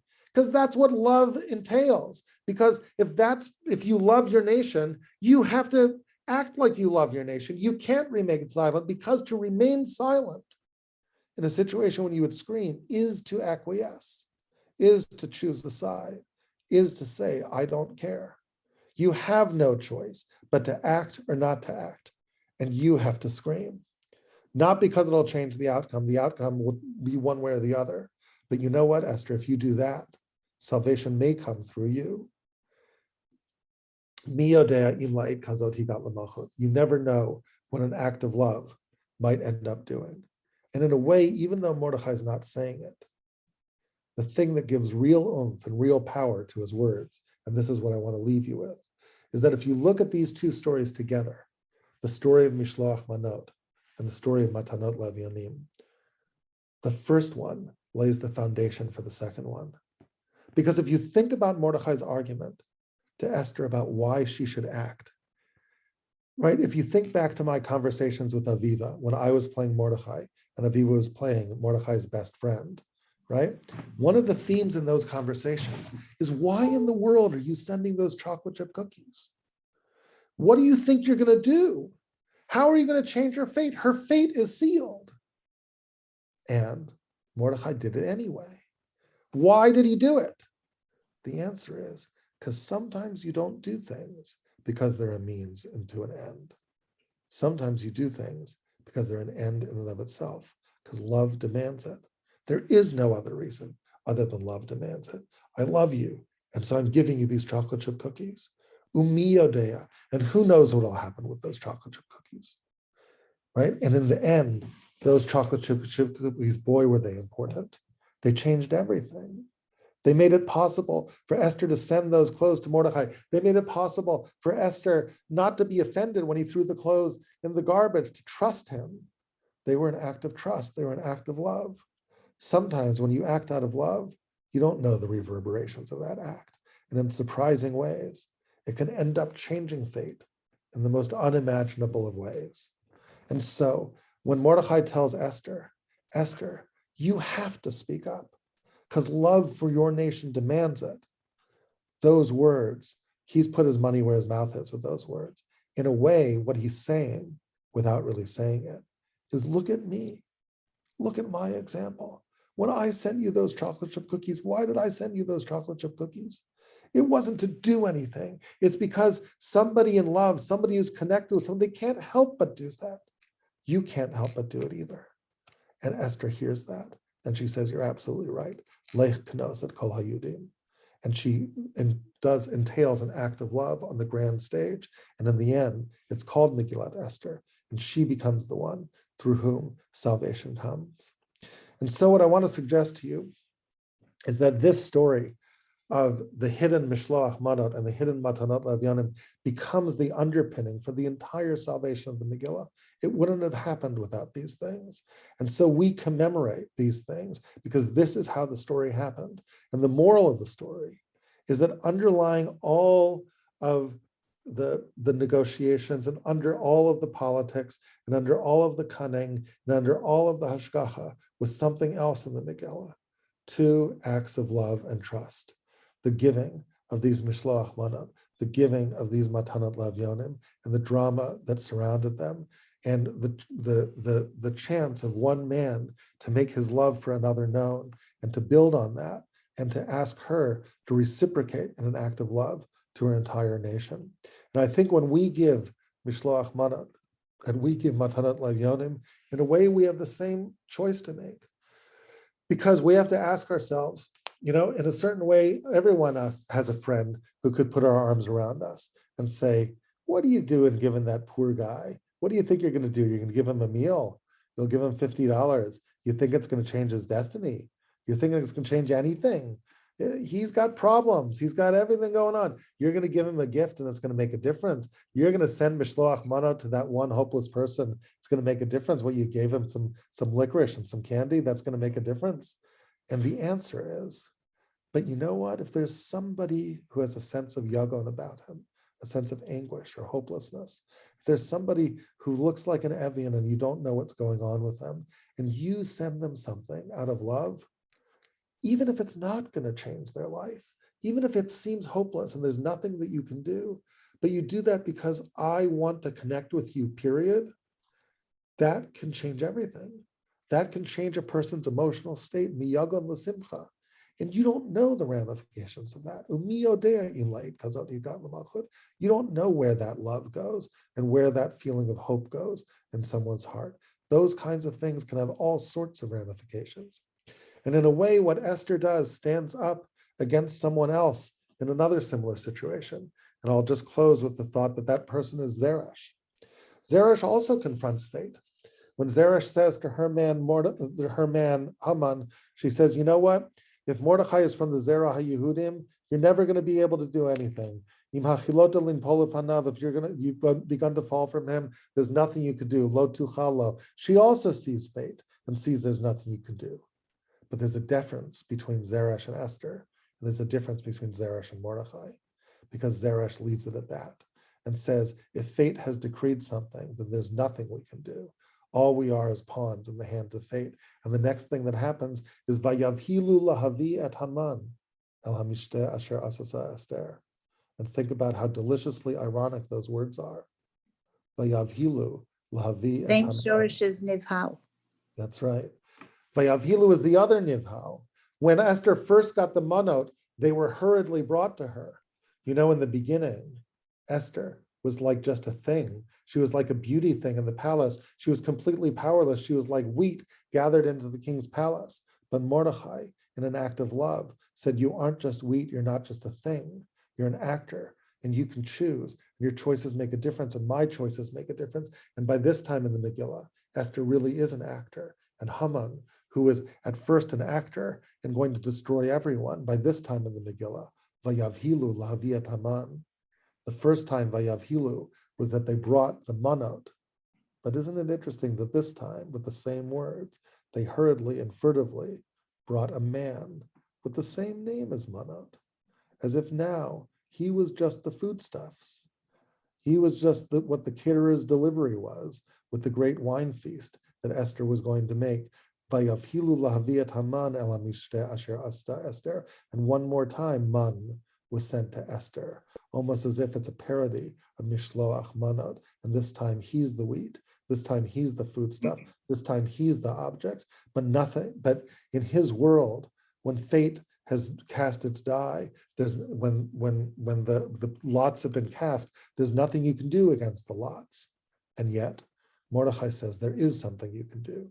And what you can do is act in love. And you never know where that's going to go.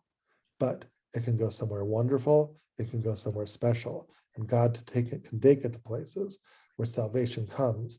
And all of a sudden, the book becomes Megillat Esther. You become the hero because you were willing to act in love. So that's what I want to leave you with. I realize that I kept you kind of late, so I apologize for that. But hopefully there's a recording of this, and those who had to get off a little bit earlier, you can pass it around and let them listen. I'm happy to stay on for a little bit if any of you guys want to schmooze or ask or ask any questions. David wants to hear the Lufthansa story, so I can share that with you for those who want to stay online. But before I do that, I'll just ask you. I'll just ask if there's any other questions, and then I'll share that story as a little epilogue if anybody wants to stay.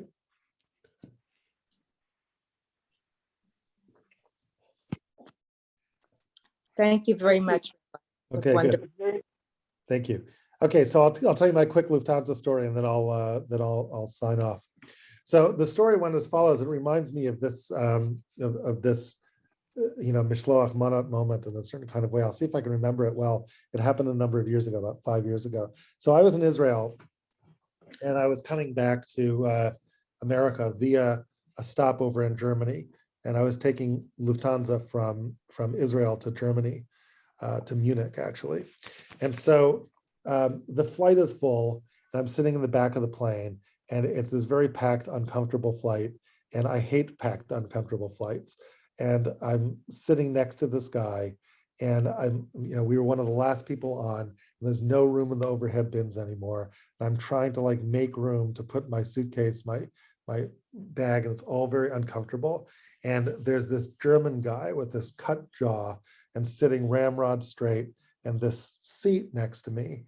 And he sees me move around his bag, and he's like, no, that's my bag. Don't touch my bag. And he's very nervous about anything that would happen to his bag. And so I go find somewhere else on the plane to stash my bag. And I'm thinking, boy, this guy's a real trip. I'm going to stay away from him. And, but lo and behold, I'm seated right next to him. And, I'm sitting next to him for like 15 minutes, and we're both like stone cold silent. And I'm thinking, oh my gosh, the guy, I don't know how old he is. His father was probably an SS guard in some small town somewhere. And here he is sitting next to this Jew from Jerusalem. And I'm thinking, like, this is very uncomfortable. So finally, about 15 minutes through the flight, I figured, you know what, I'm not going to sit here on this whole flight and this, have this lousy experience. I'm going to say hello to this person, try to make friends with this person. We're going to see where this goes. So So I say, hi, my name's David, how you doing today? And so he says, I hate flying back here. So I said, what do you mean you hate flying back here? So he goes, it's much better up there. So I said, what do you mean, like in first class? He goes, no, up there. So I'm thinking, like the cockpit? Like, am I looking at a hijacker? Is that what he's thinking about? Like, what does he even mean? And then I'm thinking, oh, 1 second, you're a pilot? And he nods. He says, yeah, I'm a pilot. So I go, oh, you're a pilot. So what kind of planes do you fly? So I said, so you like fly planes just like this? He goes, no, mostly military.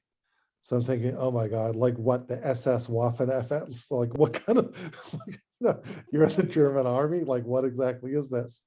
So then I think, 1 second, the flight from Jerusalem to Munich, how do I know he's in the German army? So I go, 1 second, what planes do you fly? So he goes, C-130s mostly. So I go, C-130s, 1 second, are you in the Israeli Air Force? And he nods his head. And I look at him, and he's a man of a certain age. He's almost an older gentleman. Thinking C-130s. Now C-130s are the largest military cargo jet there is. They're huge. And I look at him, I say, C-130s were at Entebbe. And he nods his head. He goes, that's right. I said, were you at Entebbe? Turns out that this guy flew one of 4 C-130s to Entebbe. He was actually on the Entebbe raid. And he ferried everyone back in the middle of the night.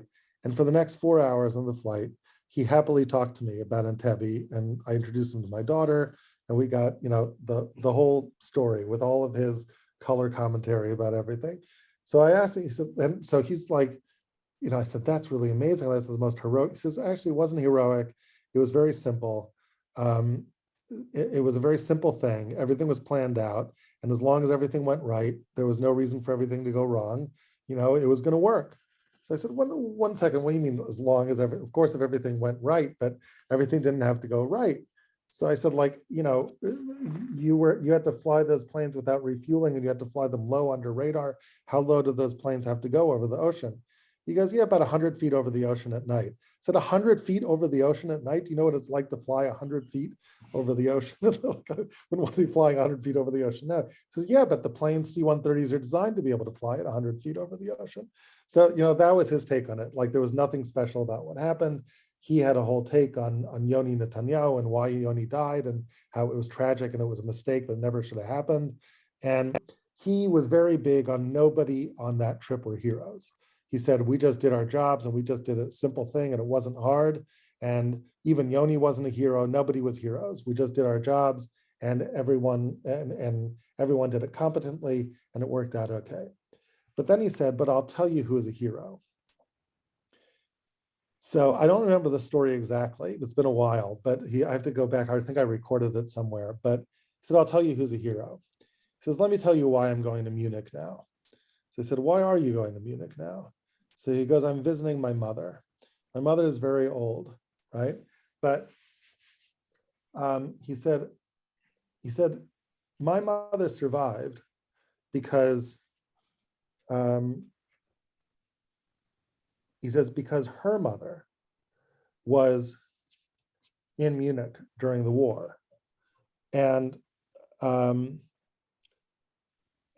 something extraordinary happened, which is that in the middle of the war, my grandmother managed to get out of Munich by train and managed to cross by train through Europe into Asia, through Turkey, and from Turkey to Syria, and from Syria to Palestine. And she got to Palestine by train. I said, that's crazy. How did she ever do that? Like, you couldn't get from Palestine by train in the middle of World War II. There was like no way to do that. He goes, yeah, it gets weirder. She took my mother with her from Munich to Palestine. And she dropped her off, her and her brother, in an orphanage. And then she went back by train to Munich and survived the war. So I said, well, this story doesn't add up. But you're telling me not only did she get from Munich to Palestine by train, but she got back by train. Why would she ever go back? Having escaped, there's no way in the, why would she ever go back? He said, if you want to know who a hero was, my grandmother was a hero. So he said, she never told us what happened, but at the end of her life, we had asked her, we all knew about the problems with the story and how strange it was and how my mother had survived. But we finally asked her how she survived, what happened in the story. And she finally told us. What was her story? It turns out that his grandmother had been taken, actually, it's literally an Esther story, into the harem of the king. His grandmother had become a mistress to a high German officer, a colonel in the Wehrmacht, who was a big shot in Munich. And he took care of his mistress. And she was his beautiful mistress, and she was hidden away. And she had been married, and she had been divorced, and she had these two children. And he took care of her and her two children. And at some point in the war, he allowed her and actually arranged for her to travel to safety, to take those kids to Palestine and to be able to drop them off and to be able to get them and to get them safe. So I said, so one second, if that's true, then when she left, why did she go back? If like you made it to, like, why would you go back into the hell, into the pits of hell and go back to Munich in the middle, literally, of the Holocaust? She said, here's why she went back. She had a brother, and her brother had been taken to the camps, had been taken to Auschwitz a couple months before this.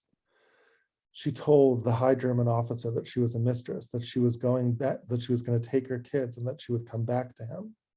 And she was worried that if she didn't come back, that it would be the end of her brother. He would be angry, and that he would find a way to do away with her brother. And B, that if she did come back, that he would find a way to get her brother out of the camps. And so she went back to try to save him. So she went back, all the way back, and she went to Munich and she reconnected with him. And once again, she was his mistress. So I said, so what happened? So she said, well, he said, what happened is that he actually tried and tried to do whatever he could to get her brother out of the camps, but he couldn't. And what he did instead is he wasn't able to get him out of the camps, but he was able to get messages through. He was able to get letters through, right? And she was able to communicate with him. She was able to send him letters, and he was able to get the letters through. And I'm thinking, oh my God, she's in the harem and these are the chocolate chip cookies, right? This is what he was able to get through. And throughout the whole war, she was able to hear that her brother was still alive, and her brother was still alive, and her brother was still alive. And at the end of the war, in the final days of the war, as the Russians were closing in on Berlin, and it was the last stand, he arranged for her one more time to get on a train. And he put her on a train to save her life. And she once again got out through train and got to Palestine and reunited with her child in this orphanage because he saved her. And the colonel was killed in the last stand of Berlin, but she was saved. But she knew that her brother was still alive, and because of these letters, and after the war was able to find him and was ultimately able to reunite with him too, right? She said, we weren't heroes so he says, we weren't heroes in Entebbe, but you want to know who the hero was? It was her who went back so she could send those messages to her brother. And that was my Lufthansa flight. You know, as while I was working on this material too, so it just really resonated with the story. So I'll share that with you. Yeah. Well, thank you very much. Yeah. That is amazing. Wow. Thank you, Yashkaya. Thank you so much. Thank you very much, Rabbi. It was fantastic. Thank you, Rabbi. Hey, guys. Thank you so much, Rabbi Fohrman. I feel like we're never going to read the Purim story, the Megillah, the same way again. Okay. All right. As always. Sounds Chag good. Purim Sameach. Okay, Chag Purim. Chag I know I Sameach. wasn't Thank able to you. be there in person, but we did it by Zoom, and that's something. So wishing you guys a good night, and Thank you, we'll get a fascinating. chance to do it again. Purim Sameach. Thank you so much. Thank you. Bye-bye.